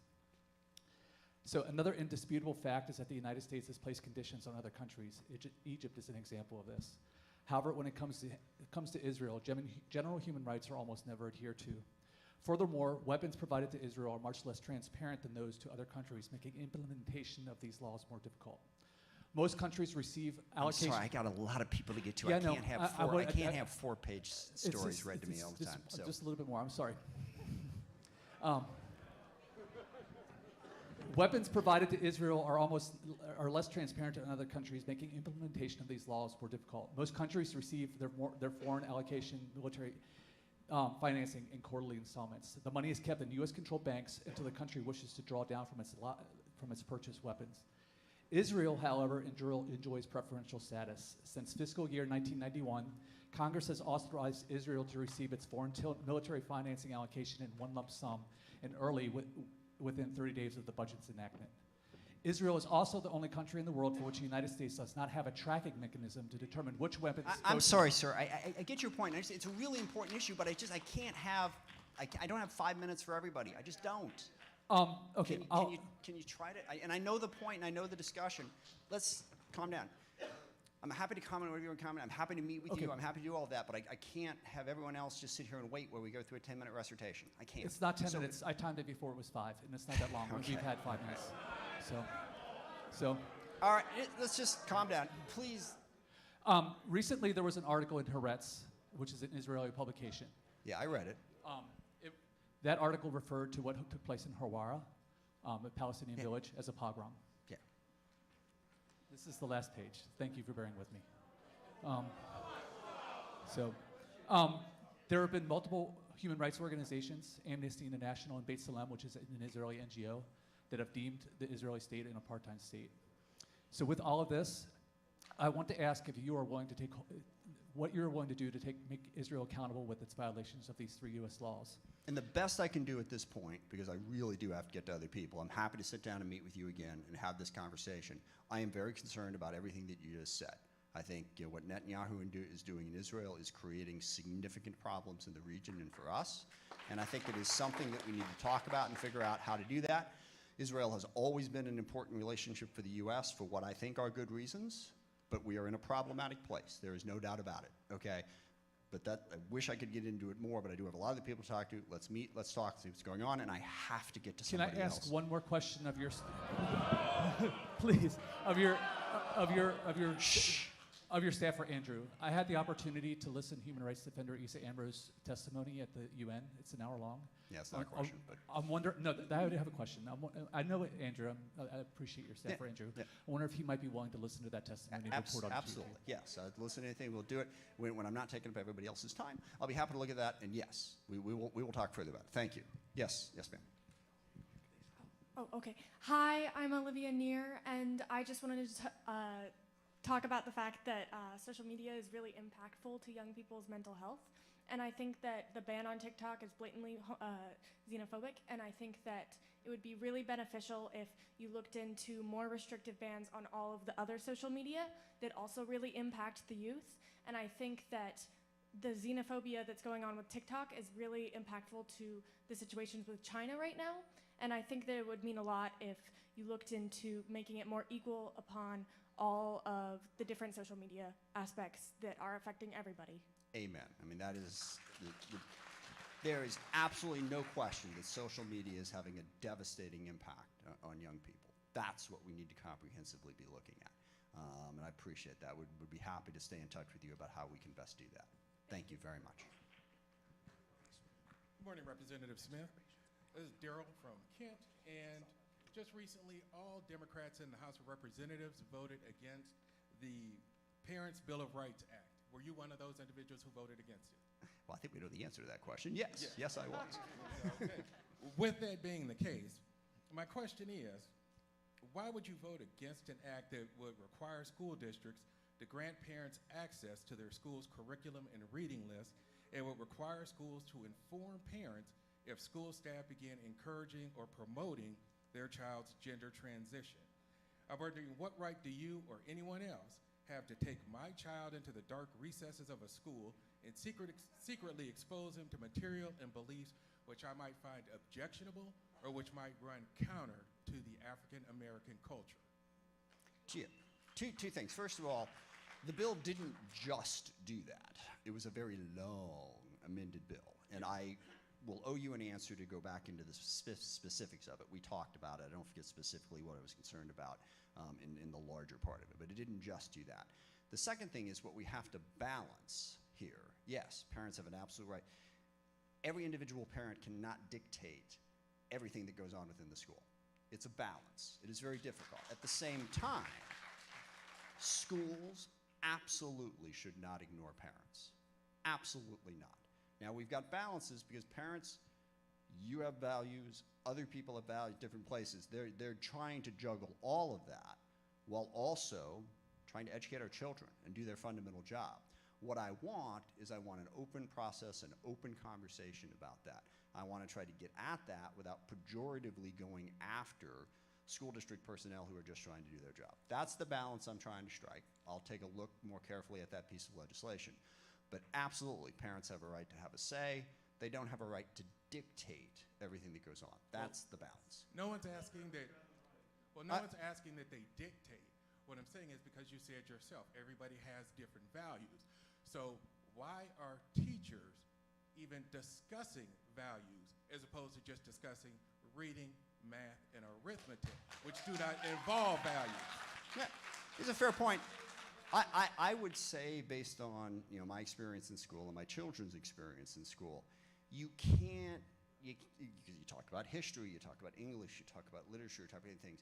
I would say it would be virtually impossible to have a conversation about those things without values coming up to some degree. Now, what I would hope would happen is that the teacher and the people in the school would be very judicious about picking a side in a lot of those things, okay? Now, it depends. I mean, if it comes up in school that you're talking about slavery or the Nazis, I mean, that's pretty clear cut, I think, to each their own, that you need to speak on that. But you can appreciate the trap that the teacher is in, okay? Well, you don't want me to express my values. Well, are you saying that you're okay with slavery then? Well, no. Well, you're just expressing your values. And then you walk down this slippery slope. What we need is we need everybody involved to take a reasonable approach to working with each other to make sure that we can do a decent job of educating our children and not have a knockdown, drag out fight every time some teacher says something we don't like. We got to set up with the process, and I'm sorry, we've gone back and forth several times now. I got to get to somebody else here, but I appreciate that, and I will get you a specific answer on that specific bill. Let's follow up on that. Yes. Hello, my name is Andrew Nichols. I'm a mental health counselor. Thank you. Yeah, you're welcome. Yes. I'm also a veteran, and I work with veterans, and I do EMDR therapy, which is important for heavy trauma. Yeah, I know what it is, actually. Okay. Yes. I can only see a certain amount of clients. I can't see 40 clients a week. It's too much work for me. But in 2021, I made $50,000, and I was taxed $10,000, so 20%. And I just want to ask if you can, if there's a way we can overhaul the tax system so people that are lower income or middle income don't get taxed so much, and the wealthy get taxed a little more. Yeah. First of all, and I know it might sound weird, but I wonder if the fair tax, and I'm independent, I voted for you, my boyfriend and I voted for you every time, but the fair tax, if we can add some changes to that, where we take away tax from the income and put it on new products being made, which would be better for the environment anyways, and not tax food and secondhand items. But there's a way it seems like we could do that, and that goes back to what you were saying earlier about working with the other side. Yeah. No, I think our tax code and you've seen the statistic, this is part of what Build Back Better was trying to do. A lot of focus of Build Back Better was focused on, frankly, supporting a lot of the programs like the one that you're working on. But also, there was significant changes in the tax code to make sure that corporations and the wealthy paid their fair share, and that we could take the pressure off the lower end. And, you know, I'm sorry, but I'll say it, and Kirsten Sinema killed that. Okay, and I think that was a huge mistake. They take pressure off that. But in the mental health side, the other thing we need to do is to give more support. And I don't know if you have student loans. We ought to, you know, if you go into that type of field in public service, we should forgive student loans. We should support people who do that. Okay, and sorry, foot cramp. I'll keep talking while I'm going here. But I actually. Yeah, I know. Actually, someone told me today that actually you also need more salt, which I frequently do not drink enough of. But my point is that mental health is really important. And I am, excuse me just a second here. I'm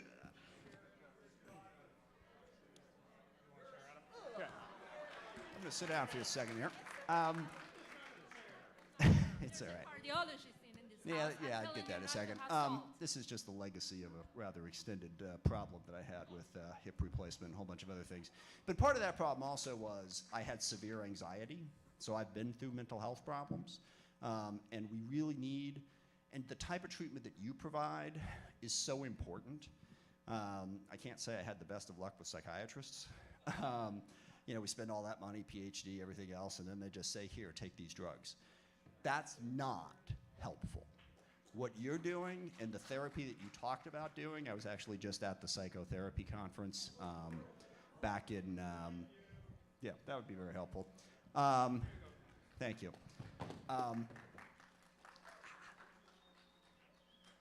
It also happens after all the long flight home from yesterday. Much better. What you do is really important. We need to support it more on that basic level. And what goes into the, I'm sorry, EMDR. Yeah, I had that done to me. I didn't stick with it, which was my bad. But I appreciate what you're doing. So thank you. Go ahead, sorry. Yes, Congressman Smith, thank you again for joining us today and for giving us this opportunity. I will try to be brief. My name is Mikkel. I live in your district in Tukwila. I'm very privileged to have the beautiful Duwamish River in my backyard. Didn't know when I moved there that there's just no maintenance or cleaning of it. I have found out today, so my question might not be that well formed. I apologize. It's all right. The Inflation Reduction Act and WATS provide funds for habitat restoration. There are federal funds provided for the Chittenden locks for salmon restoration and salmon habitat, etc. I would like to know what you will do, because I've lived there now 10 years. I have tried to have conversations with lots of people. No one seems to care about the Duwamish. We live in one of the most beautiful states in the country. We have beautiful parks, we have beautiful everything, but we're not good stewards of the environment. And here's an opportunity to have some money to clean it up. What can you promise us that you will do? I'll do two things. One, you know, and this is connected to what I was talking about in my opening remarks about the growing problems we've had with crime and homelessness in general. The other thing is, I've never in the entire 57 plus years that I've lived in this community seen so much garbage in so many places that no one's doing anything about. It's disgusting, it's unacceptable, and it's something we ought to get to work on. And what I'll do specifically is there are federal funds that we can try to drive out, because if you're talking about a waterway in this case, it's complicated in terms of which federal programs can go to what. So we have to look at that and figure out those options, but happy to be supportive of you, because it is unacceptable, and we should work with our local leaders as well as our federal leaders to improve it. So thank you for bringing that up. Yes, ma'am. Hi, my name is Mary Miller. I live in South Seattle. And before I get onto my comments, I might offer that instead of manning a ship, we can staff a ship. That's good. So it was there. I know. I just couldn't come up with it, so thank you. Anyway, so I've been a public health nurse for 35 years, and most of my focus has been on child labor, young worker health and safety, and other worker health and safety. Next week is Global Asbestos Awareness Week, and Senator Merkley and Representative Bonacci are... I'm sorry, Global what Awareness Week? Global Asbestos Awareness. And next week, Senator Merkley and Representative Bonamici are sponsoring a bill to ban asbestos in the United States. Most people don't know probably that we have not yet banned asbestos in this country. There are only 8 plants that actually use it, and even some of those plants are using the new technology. Let me do this for you. Yes. Okay, so I'm happy we want to be you helpful, happy okay, to do my that. second Yes. point is that I'm glad you brought up workforce development. I've been working with young workers, their teachers, their employers for many, many years, and we are now seeing many Republicans in about half a dozen states are trying to roll back protections for kids in the workplace that allow them to be exploited and abused. I saw that. As a way to, use cheap labor to solve our employment issues. We need those kids to stay in school, get enough rest. They are future adult workforce. The jobs they are doing and being abused in are not skill developers, are not career development, are not teaching them. Sorry. So you need to, go to Wage and Hour Division and tell them to stay on it. Obama, unfortunately, in 2011 and 12, he pulled back on updating our child labor regs in agriculture. They've not been updated since 1970 when they were first promulgated, and he just caved. He caved to business even though it was, anyway, I'll never forgive him for it. But we need to make sure that we are protecting kids. They only have 4 years to be in high school and the rest of their lives to I work. completely agree. So and it is a please dangerous, dangerous focus on it. trend. Thank you. Yes. Hi, thank you for this opportunity. My name is Becky Bisbee, and I'm one of your constituents. I want to thank you in person for your long and sustained support of the social safety net, Social Security, Medicaid, Medicare. I'm here to echo Robin Tatsuda and Stacia Irons, ask for your support for a new home for the Arc of King County and the Mercy Housing Project. As I've said, you will have it. Thank you. Yes. Okay. Hi, I'm John Bosma. I used to work in the same district here for Boeing Aerospace. My specialty at the time was tracking Soviet salt violations. Before that, I should say, I was a short order cook in the U District. I was on the Reagan transition team, 2 guys. We went to the White House and I helped staff the new administration back in early '81. Then I went out of the Hill, worked for the congressman from Colorado Springs, who was on House Armed Services Committee. And basically my job was to somehow get Star Wars going one way or another and tie it into our arms control posture, which I did. He and I did. And basically this ended up in the U.S. Negotiating position in February of '84 Geneva. The question I have, I think you're a little naive about the Chinese. I think they are working like crazy to do crazy, first move attacks on U.S. forces in the Pacific. No matter how much we want arms control and how much we beg and plead the Chinese to reciprocate, et cetera, they ain't gonna do it. Yeah, well, let me say 2 things about that. First of all, I strongly support the U.S. building up its forces to have a robust deterrent. I would say it shouldn't be just the U.S., it should be a coalition. Japan, in recent years, let me finish, got a couple things here. Japan, is, going to be a crucial ally, South Korea.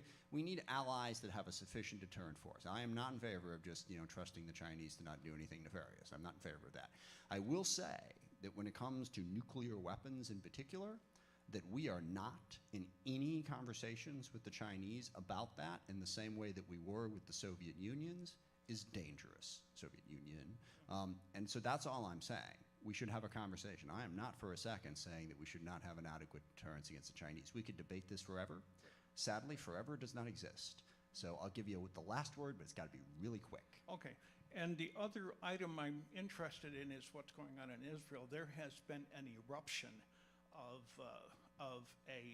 an ideology that we thought was dead and buried called Kahanism, after Meir Kahane, who was totally in favor of dispossessing, exterminating, getting rid of the Palestinians. Yeah. We have 2 very powerful ministers in Bibi's cabinet.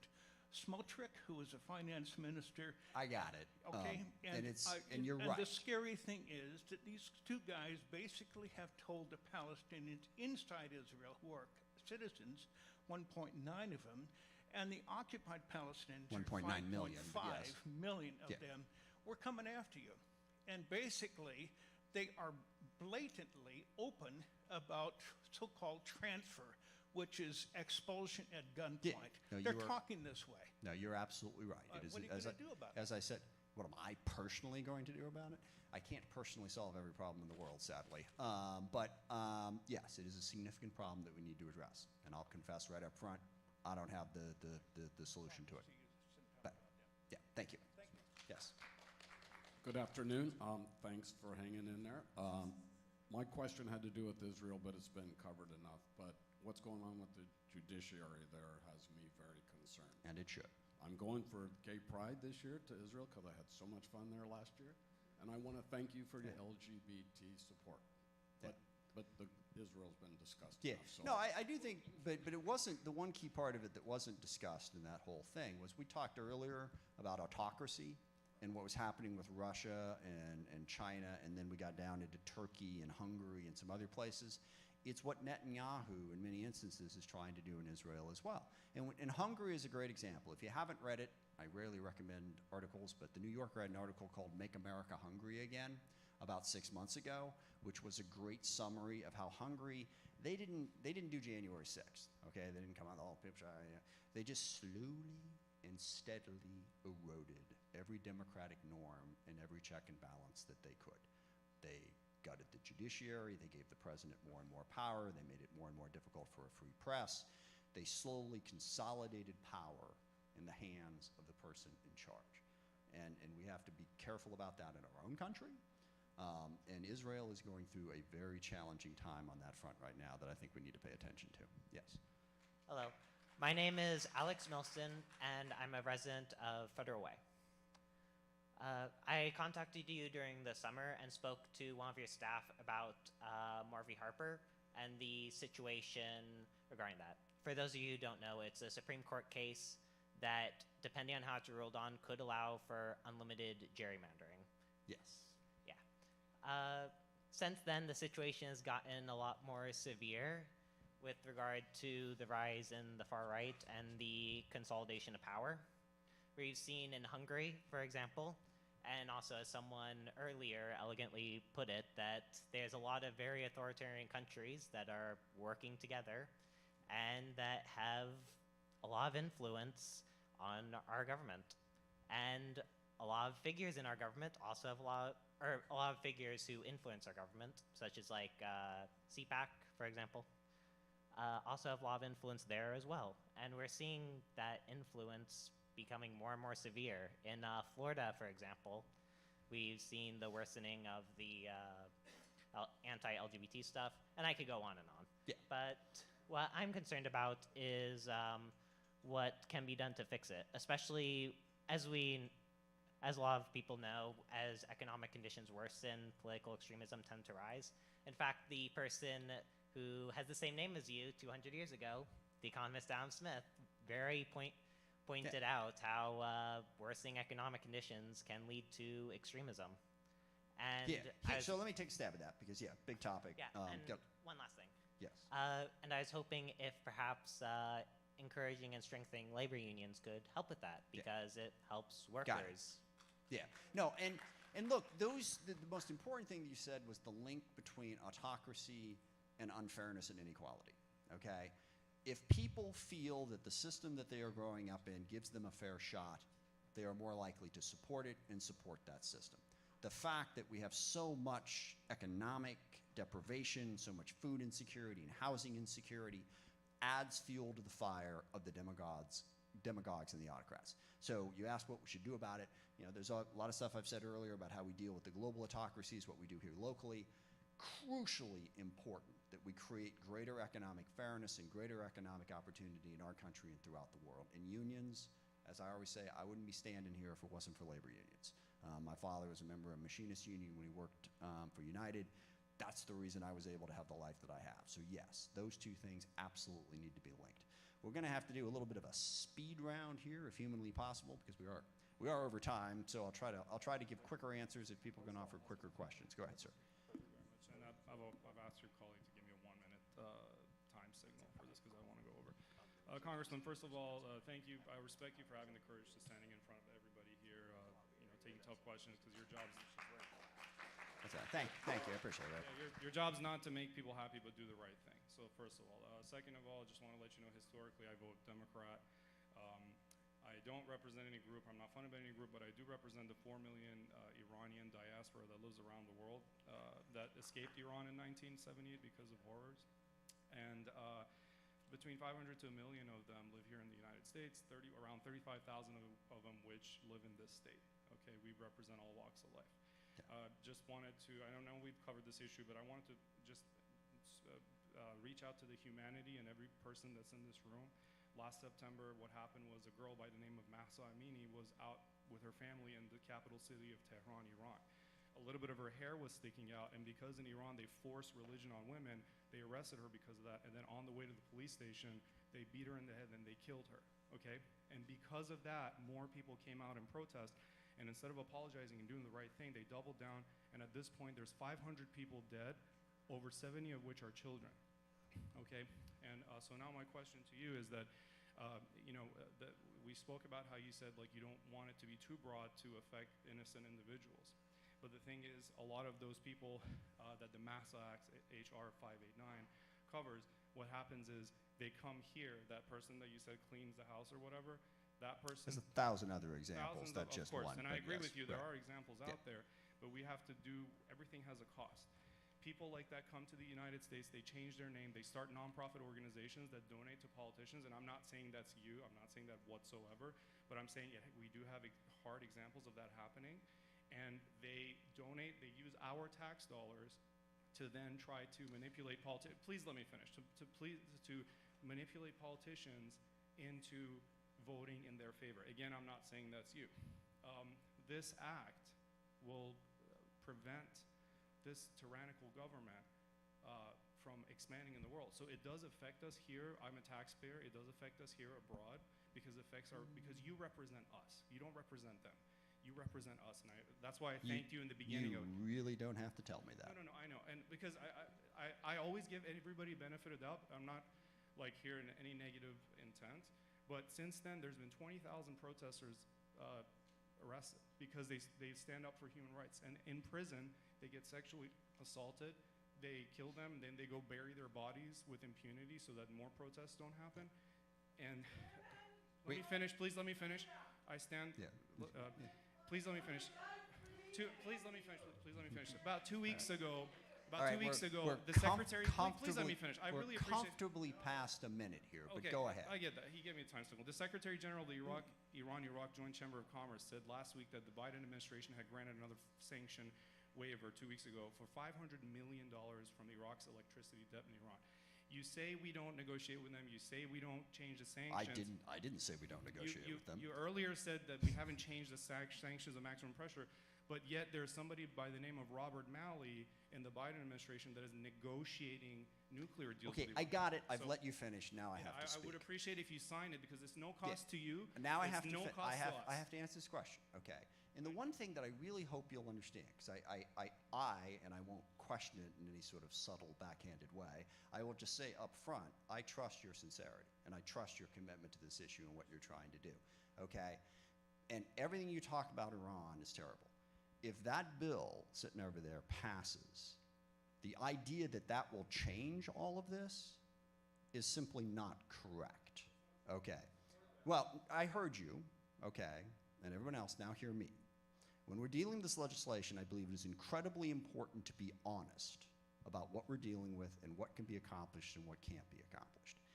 And the idea that, and we have passed 6 different sanctions laws and all kinds of different executive orders, we are very aggressively sanctioning the Iranian regime. And what the Iranian regime has done, in fact, part of the reason that they walked away from the JCPOA negotiations, is they now can go to China. They can go to Russia, they can go elsewhere. They don't need us, and they don't need the Western world as much as they used to. So we have to be really clever about how we're going to stop this regime. But if you run around telling everybody that sanctions are going to bring this regime down, yeah, okay, good. No question. But I don't want to overstate the case. A lot of times people are like, well, we got to do this, we got to, and then Iran is a tough frickin' problem. And the U.S. is not going to be, we've been trying to solve it one way or another for 40 years. I'm committed to trying to do that. But let's be honest about what we're dealing with and what the choices are. Oh, I'm abundantly aware of that.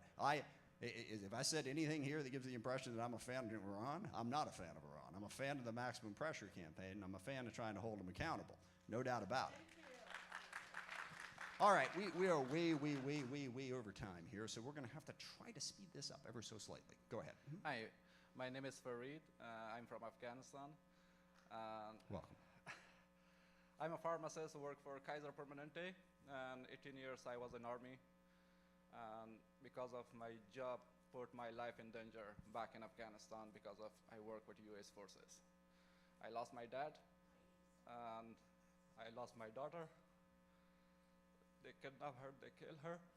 And now I lost my uncle, my all family. Only my mom is back home. My brothers, myself, everyone's here. And now you guys know that Taliban is terrorists. There's no doubt. It's not like Iran. They're all terrorists. From before, from now, their ideologies never, ever will be different. And the Biden administrations, they help Taliban's $1.1 billion. And every month they send them as a humanitarian help, but they are using against.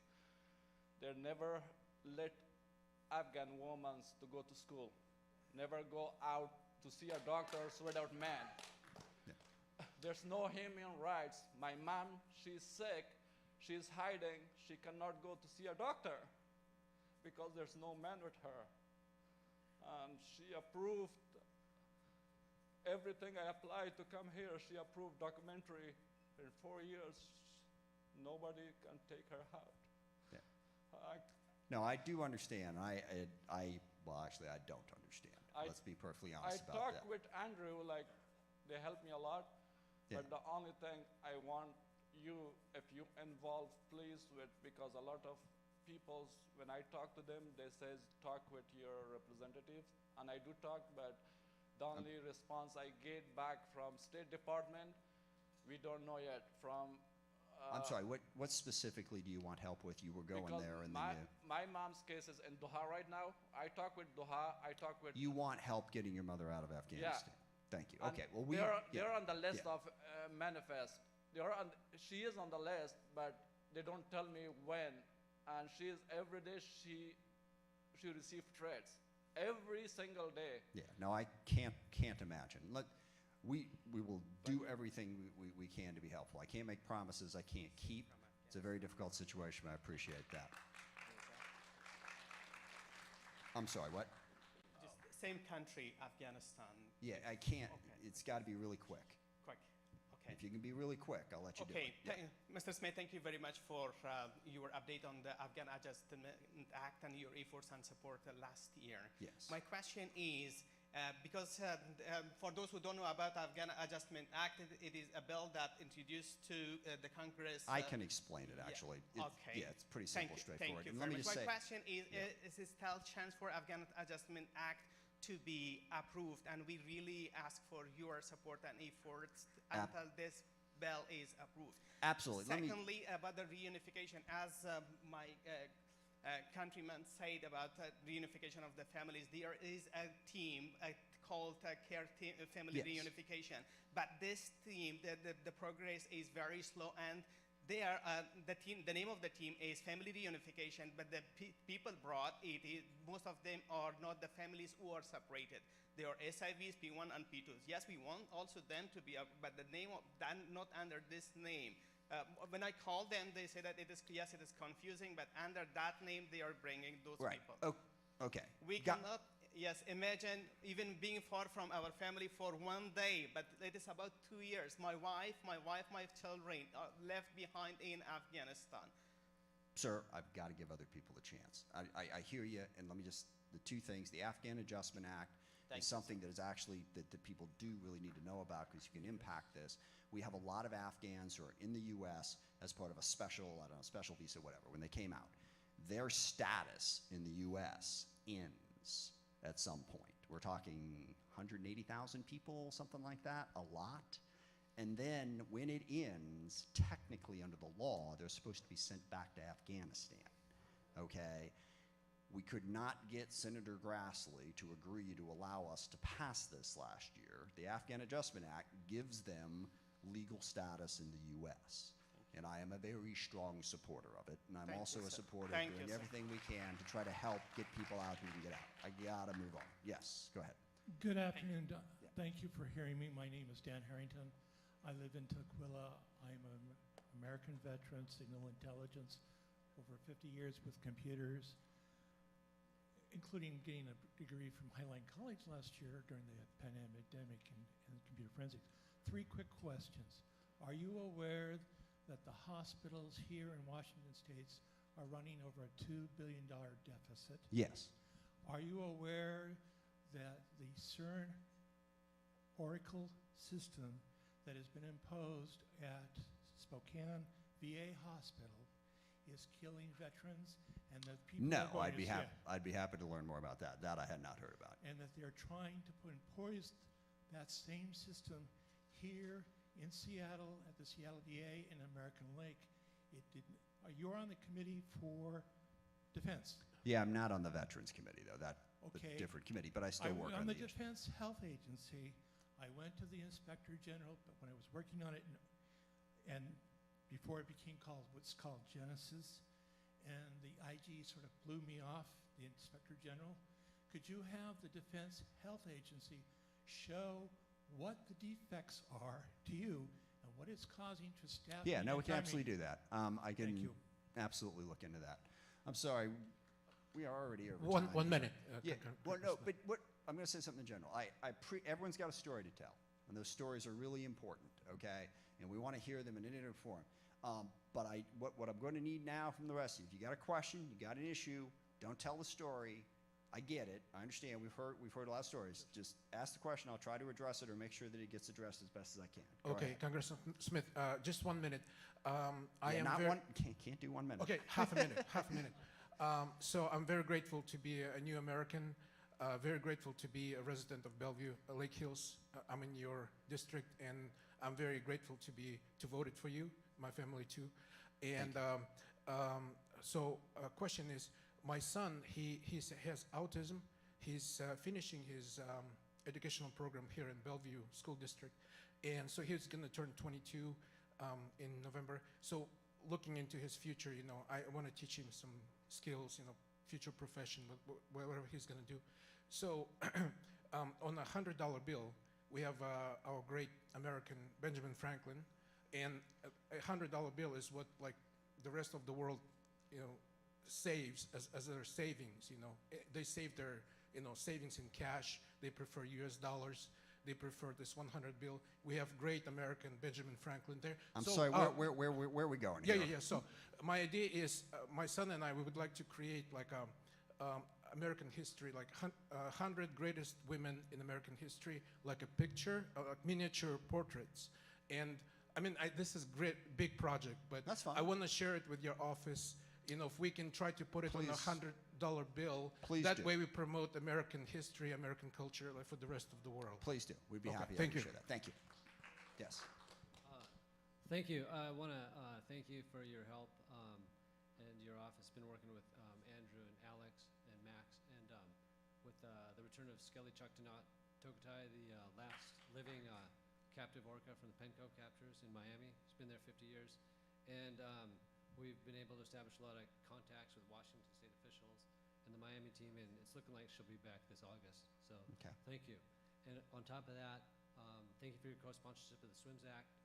Great bill to stop the breeding and capture of orcas, but we'd like it to go all the way and call for the release to it in a timely manner to sanctuaries for the current captives, because they're pretty much just left out to dry. Yeah. Well, if you've got a new piece of legislation, I'm happy to look at that as well. But happy to spoke to you. Thank you. Hi, Dr. Alan Bune. I got certified to prescribe buprenorphine for patients with narcotic addictions. The law has changed. Any doctor can do it. It's easy doctoring, and I yield 30 seconds to the next person. Yeah, thank you. I appreciate the upset. Thank you. It's very good. Go ahead. Hello, my name is Laurie Finlayson. I'm a Gold Star mom and I'm with the Lionheart Heroes Foundation. We met with you 2 years ago, Yeah. and you helped us to get a clause written into the NDAA to have a pilot program to add cardiac screening with EKGs to the military academies. That's been very successful, and I thank you for that. And well, thank you for bringing it to our attention. It was This really year, important. we're hoping to expand that to the military entrance processing stations, and we hope for your support. Absolutely. Thank Yeah, no, it's saved lives without question. Thank you very much for doing that. Congressman Smith.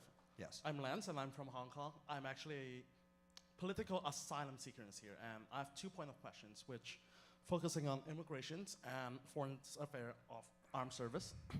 First one is currently there's no any Hong Kong humanitarian pathway or any immigration pathway, or the asylum, which takes forever, which in my case 2 years already. I see case that is like 8 years. First point of question will be if I talk with other congressman office, congressional office, which especially Senator Rubio office, his office is saying they may reintroduce the Hong Kong People Freedom of Choice Act of 2023 or 2024. I'm not sure when they were going to introduce, and I'm going to ask, is Mr. Smith going to co-sponsor any? If I'll there's have to any take a look. immigration I don't know the actual substance of it, but if you make sure we have a copy of it, we'll take a look at it. It's and we'll not let you know. introduced yet, unfortunately. Okay. Well, when it's introduced, I'll take a look at it. And Sure, we'll let you know. I can send it to your office. And That'd be second great. thing is about foreign affairs. You're saying about coexistence with China, right? About when you're doing your speech, right? I'm saying that I'm not going to war with. I'd rather not go to war with China. Yes, of course. I'm also not going to want a war with China. But 3 days ago, when Secretary Blinken is having his testimony on Senate Foreign Affairs, I believe it is, he's actually saying that China is having potentials of invading Taiwan in 2027, which Taiwan is a democracy country. I'm going to ask if China is going to invade Taiwan, what will Mr. Smith, you can help on Taiwan? Yeah. I believe that we should help Taiwan be in a position to defend themselves. I also support the policy of ambiguity in the U.S., that we do not have an explicit negotiation with Taiwan. It is also the policy of the U.S., actually, that Taiwan is not a country. It is the policy of the U.S., you know, what is it, that basically the one China policy, but that China will not attempt to reunify through military force. So we will provide equipment to Taiwan. We'll work with whoever we can to try to convince China not to use military force. But no, I'm not going to commit to a military defense of Taiwan if China attacks. I believe in the ambiguity policy. Yes. Yeah, hi. My name's Pat McKee. I live in Mercer Island, and I want to talk to you. King County is the home of one of the largest ports on the West Coast, and if shipping were a country, it would be the 5th most polluting country in the world. And Congressman Lowenthal, recently retired Congressman Lowenthal, introduced the Clean Shipping Act last session. I think Congressman Garcia and Congresswoman Barragan are going to reintroduce it. They represent Los Angeles and Long Beach. Are going to reintroduce it this year. It would be great if, as the representative from the Port of Seattle area, you would All co-sponsor sounds good to that. me. I'll take a look at it and try to figure it out. Great, thanks. Yeah, thank you. And once we hit 1 o'clock, I kind of turn into a pumpkin here. So we're really going to have to move things forward. Yes. Try to keep this short. Hi, Congressman Smith. My name's Brooks King, born and raised in Washington State, Eagle Scout, avid outdoors person, LGBTQIA community member. I work for, don't work, but I volunteer with Liberal Gun Owners as part of their community development corps. Basically, I'm here to say today that with the rash of gun control in Washington State Legislature, these are having a disproportionate impact on LGBTQIA+ and POC communities that are under increased attack from Jan 6 type militias, et cetera, rise in hate against these communities. This kind of gun control, unfortunately, doesn't impact those militia types. It does impact people who are targeted by these kinds of people. This is something that's not often talked about. I think it's pretty much under the radar. I'm trying to elevate that, and I ask you to not support this kind of gun control at a federal level, specifically stuff that relates to semi-automatic rifles, pistols, magazine bans, stuff that would negatively impact LGBTQIA+ people No, I and understand. POC I got it. communities. Thank you. I don't have time, unfortunately. Nope, that's it. Given- No, I want to keep it easy for you. Understood, but I don't want to give you the wrong impression. I do support gun safety measures. Yeah, no, I hear you. We don't have. Root cause mitigation, that's the only other thing I wanted to add there. Root cause mitigation, that's it. Well, we got to do both. But I will tell you, just honestly, I think the prevalence of guns makes our community less safe, not more safe. Okay, we have to. People have a right to own a firearm for self-defense, but once you get up into the semi-automatic and it is creating problems. We need to figure out some way to have a safer culture with regard to guns. And I hear you. You want to be able to protect and defend yourself. But I do believe that the prevalence of guns is a bit of a problem. So I don't want to mislead you about where I'm at. But Let's talk about root cause mitigation. yeah. Oh, and I think we have to do that as well, without question. It's not just a gun problem. There's no doubt about it. I mean, I've talked about the criminal justice system. If we don't have a functioning criminal justice system to hold people accountable for when they commit crime, that too is part of the problem. It's a comprehensive problem. There's no doubt about that. Yes. Hi, my name is Byron Edelman, and I'm a lifelong resident of Washington State. My question is this. Former Defense Secretary and CIA Director Leon Panetta, in an October 12, 2022 opinion piece which appeared in Politico, wrote that, quote, some intelligence analysts now believe that the probability of the use of tactical nuclear weapons in Ukraine has risen from 1 to 5% Okay, at the start of the war. Yeah. I'm sorry for interrupting me. Let me finish. I've been here since the beginning. Yeah, no, go ahead. But I've warned everyone that I don't have all day. So go ahead. I've been here. I was the first person here, sir. Yeah. That the probability of the use of tactical nuclear weapons in Ukraine has risen from 1 to 5% at the start of the war to 20 to 25% today. End quote. That's from him. Today being 6 months ago. Knowing what we know about the unpredictability of nuclear escalation, can you please explain to me why you and seemingly every other member of Congress seem willing to flirt with nuclear war by continuing to arm Ukraine? No. Oh, ho. Hey. Everyone's opinion matters, not just yours. Okay? So, and I'm sorry, I should have early on kept the clapping down to a minimum as well. We want everyone to have the space to say what they want to say and have the opinion. Answer to that question is, first of all, I don't believe that Putin is going to use nuclear weapons. I don't believe that is the risk is as high as people said. I do believe that he's going to use nuclear blackmail to try to violate sovereignty and commit unbelievable war crimes against people. Okay. Now, again, sorry. Let's try to keep neutral here and just have the conversation. All right. I have, from the very beginning, been very cautious about saying that we have two goals here. One, protect a sovereign democratic Ukraine. Two, don't go to war with Russia. And I've been very outspoken about that. People talked about closing the skies early on. They've talked about sending ships into the Black Sea. Anything that causes the U.S. or NATO to become in direct contact with Russia is a very high risk. I don't believe that arming Ukraine is. I believe that we need to do that, or Russia will continue to use that nuclear blackmail and drive things up much better. So thank you very much. I appreciate the question. Sir, Yes. I will ask one more thing. Although I'm appreciative of the chance to ask you this question, it seems we've not found any common ground, which is unfortunate because this is literally life and death if we continue down this path of arming Ukraine and continuing a proxy war that has the potential to end all life on this planet. Please stop arming Ukraine and push for peace negotiations immediately. Do the lives of everyone in this room, nay, all of humanity, mean so little to you that you would risk starting World War III just to continue arming Ukraine? Yes, sir. How can I help you? I'm Mark Overlock. Answer my question, sir. I did answer your question, and you just asked it again in a different way. Okay? I could give you the exact same answer that I just gave you before. I do not believe that is what is going to happen, and I do not believe that letting Russia take Ukraine is the response that we should have to this. And look, I appreciate your opinion. I do. We disagree. And that happens. That's the way of the world. So thank you. Congressman, Go ahead. I'm Mark Oberlotz, and I'm here on the Keep America Safe Act and the ban on high-capacity magazines. And I noticed that the ban on high-capacity magazines while it does have a buyback program, also has a grandfathering clause for people who already have the magazines.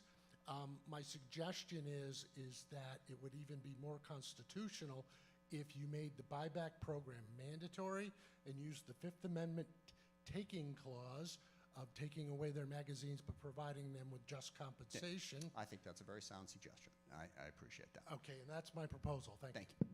Yes. I have a couple of questions. I know you love animals, dogs. I love cats too, but I'm a dog person. My dog passed December 1st.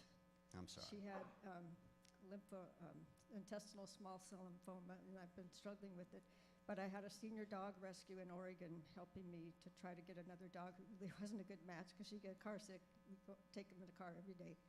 So I pulled into a neighborhood because I got the phone call, a warning. I pulled into a neighborhood, and if someone's in my neighborhood making a phone call, I have no problem with that. I'm sorry, but I'll finish.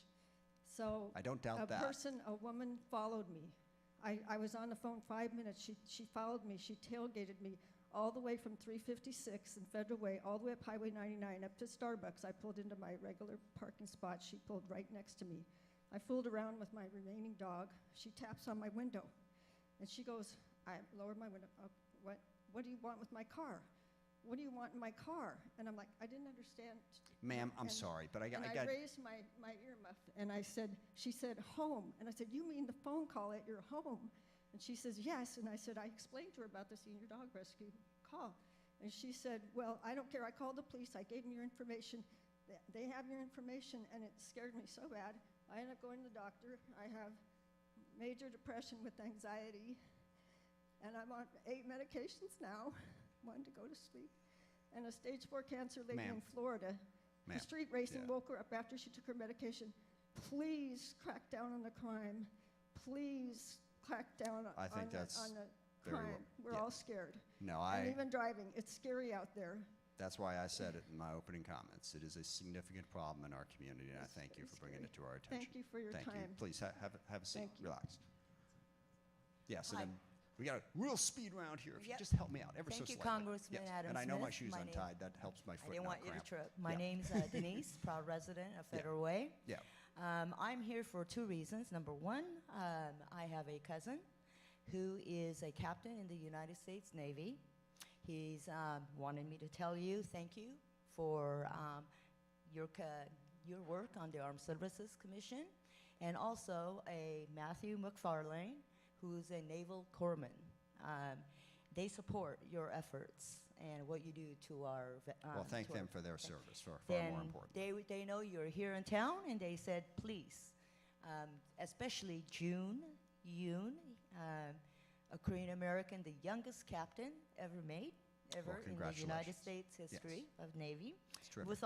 With that said, what I would like to do is make an appointment with you, if possible, your office, because my issue, all right, is a public health crisis, and it is the fentanyl crisis. 100%. Yes. And as somebody who worked in and has experience in addiction recovery, I would like to focus on what you can do to help, even though we had a council who voted no to everything. Yeah. Okay? So all right, I got the question. I got to deal with it because then I get other people. Okay. I got to get out of here like 5 minutes ago. Gotta make an appointment. We have a huge. Thank you. Yes, we have a huge problem with drug use in this country and in this community. It's treatable, as let me you just- know. No, it is. I think we also need to have a more concentrated campaign to say, don't do drugs. And I know Right. that sounds naive, but we kind of got away from it. All right? What is the discouraging element out there? The only thing I see is advertisements for how to safely do heroin. Ma'am, I got to just speak and then get to other people at this point. There's no outreach payment program Yeah. from DSHS. They pay for treatment, but no outreach. Yeah, we have to do a lot better. Let's say that. Go ahead. And I'm sorry, if you've got, I got time for like a 10, 15 second question, and that's what we got time for at this point. So. My son joined the Marines during COVID, so I have a different perspective than what's been articulated here. Why are a lot of bases Superfund sites? He's at Camp Lejeune, which there's signs all over the place, don't dig the dirt. We passed the toxic pits legislation. Why can't we clean up the military bases in the U.S.? Yeah, we've made some progress on that. I mean, there's a lot more work to be done, but we passed the Camp Lejeune legislation to help people who had been there, and we That also... was the drinking water, not the dirt. Yeah, I said we've made progress. We've got a lot more work to do. We also finally are now funding healthcare for people who have suffered from the burn pits. We passed a lot in the last 4 years to try to address this issue, but clearly there's more work to be done to make sure that the environmental impacts of service are safer than they are right now. I 100% understand that. Yes. Two more issues that you should be aware of. He had to have a car to work on Camp Lejeune. That's ridiculous. There should be a shuttle system. 30,000 people, no public transport. He had to have his own cell phone. That's got to be a barrier for a lot of people who want to join the military. No, thank you. Yeah, thank you very much, Congressman Smith. What percentages of the eligible age population can qualify to enlist in the military today? It's about 20%. That is, however, a little bit deceptive, okay? Because the military has all kinds of presumptions against service. For instance, if you had a nose job in high school, there was a presumption against service, okay? And I know that any kind of surgery, if you took ADD medication, there's a lot of presumptions against. In many cases, those presumptions are rebuttable. But yeah, so there is still a high percentage that are not. Yeah, and I just wanted to throw out, and I'm glad you mentioned your father. 90% of the incarcerated come from fatherless homes. 80% of the homeless. Come from what homes? Fatherless homes. Yeah. Homes without a dad. Right? Didn't help my older brother, as it turned out, but that's another story. And, 80% of the homeless, fatherless homes. Most of the drug addicted, fatherless homes. And the symptoms for not eligibility in education are from fatherless homes. I see you're in the military. Yeah. Does the impact of our youth, does that come into the conversations? Look, with the the simplest thing to say, look, early childhood development is about 90% of this. I mean, when you look at homes and you come to it really comes back to how we are raising our children. And I could go off on a lengthy thing here, but I don't have time for it. Early childhood development, supporting our children in every way possible is one of the best things we can do. I see a lot of paper here, which really scares me. So we're just going to have, summarizing we can't do. It's got to be, you got something, ask it, I'll deal with it, and then I got to go.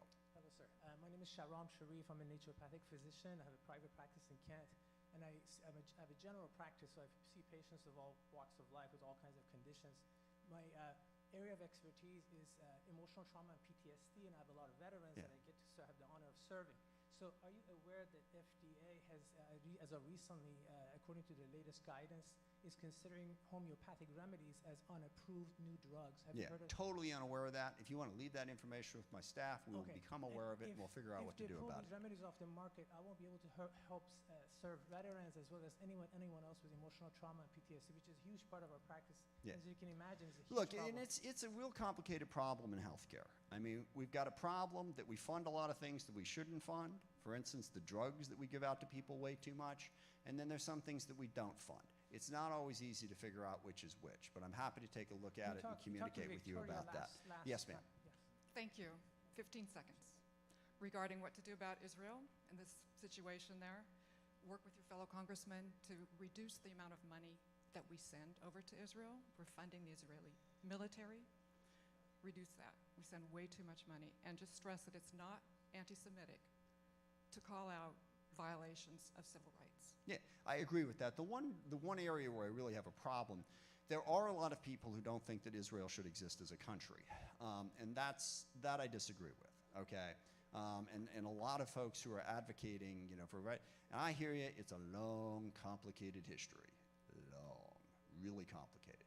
But Israel has a right to exist as a country. And part of the reason that Israel reacts a lot of the times the way they do is because they've been under threat from the day that they were created, okay? Part of the reason, okay? Part of the reason. And that's what I try to balance when I'm trying to deal with policy in Israel. I am deeply distressed, as I've said, about some of the decisions that President Netanyahu is making.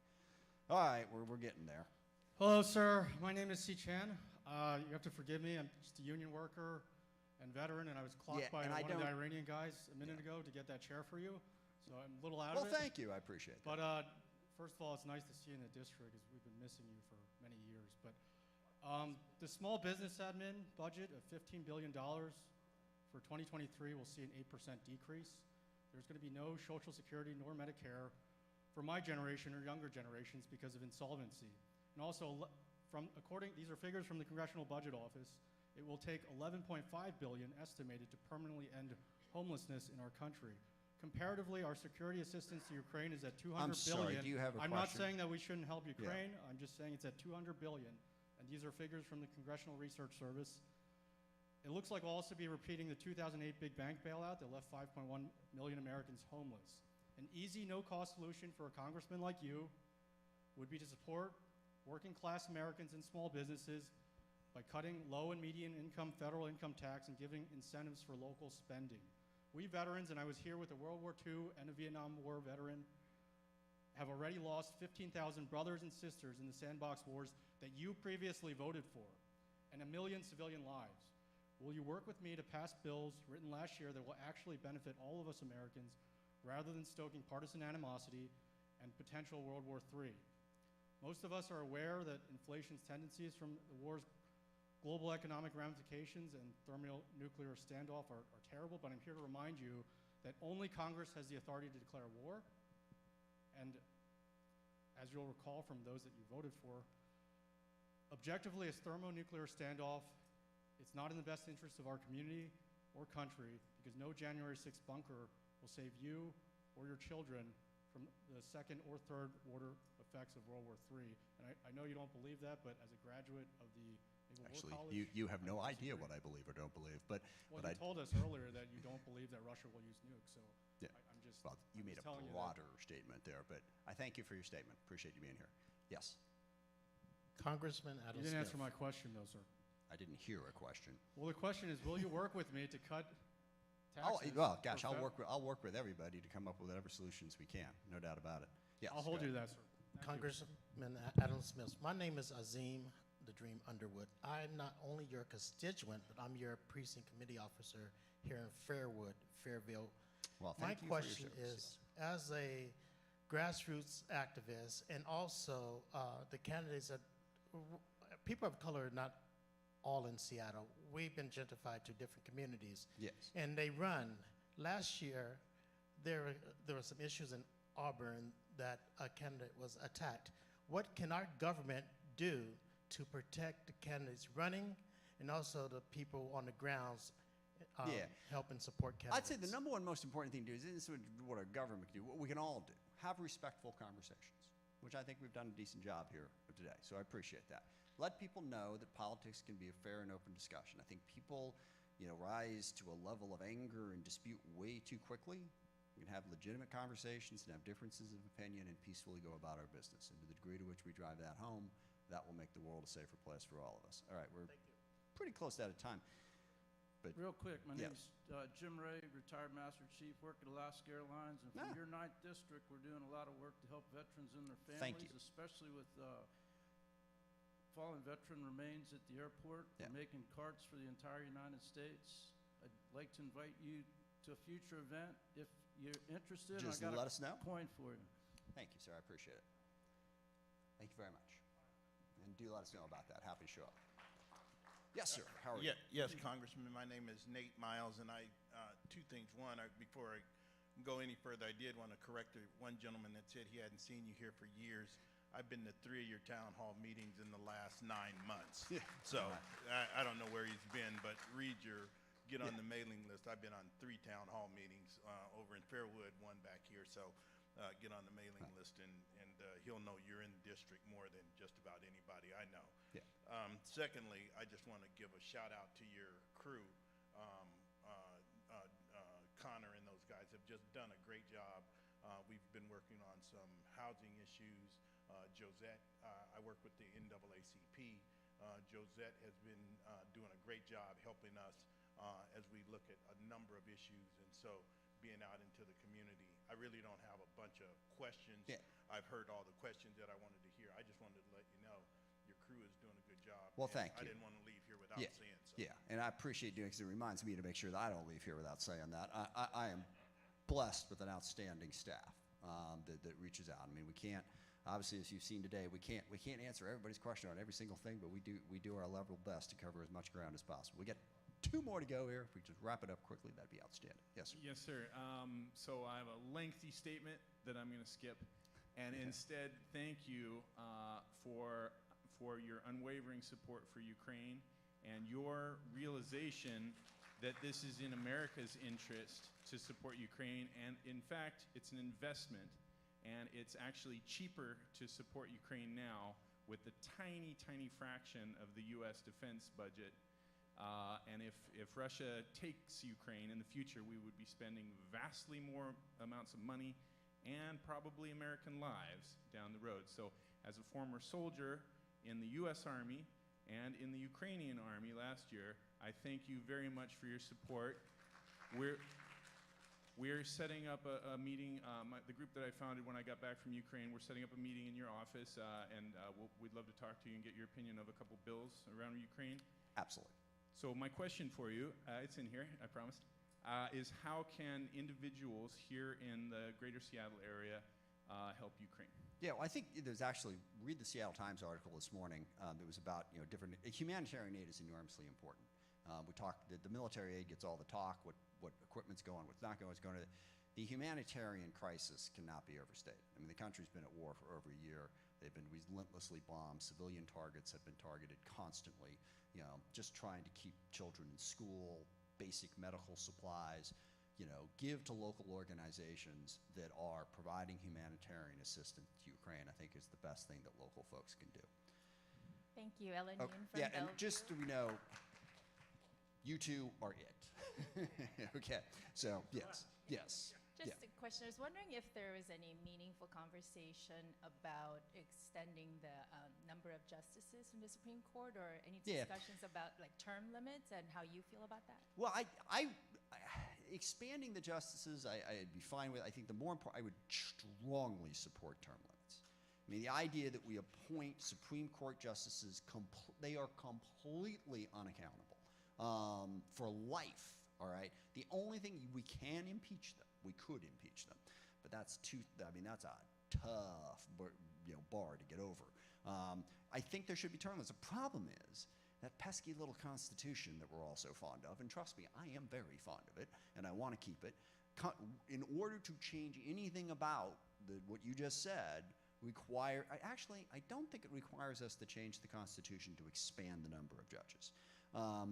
So that we could do, but the real problem is that unlimited term limit, and also, and I think everyone knows I'm a Democrat, so I'm a little bit concerned about, shall we say, the right-wing tilt of the Supreme Court at the moment. Certainly the Dobbs decision and a whole bunch of others that are troubling and concerning.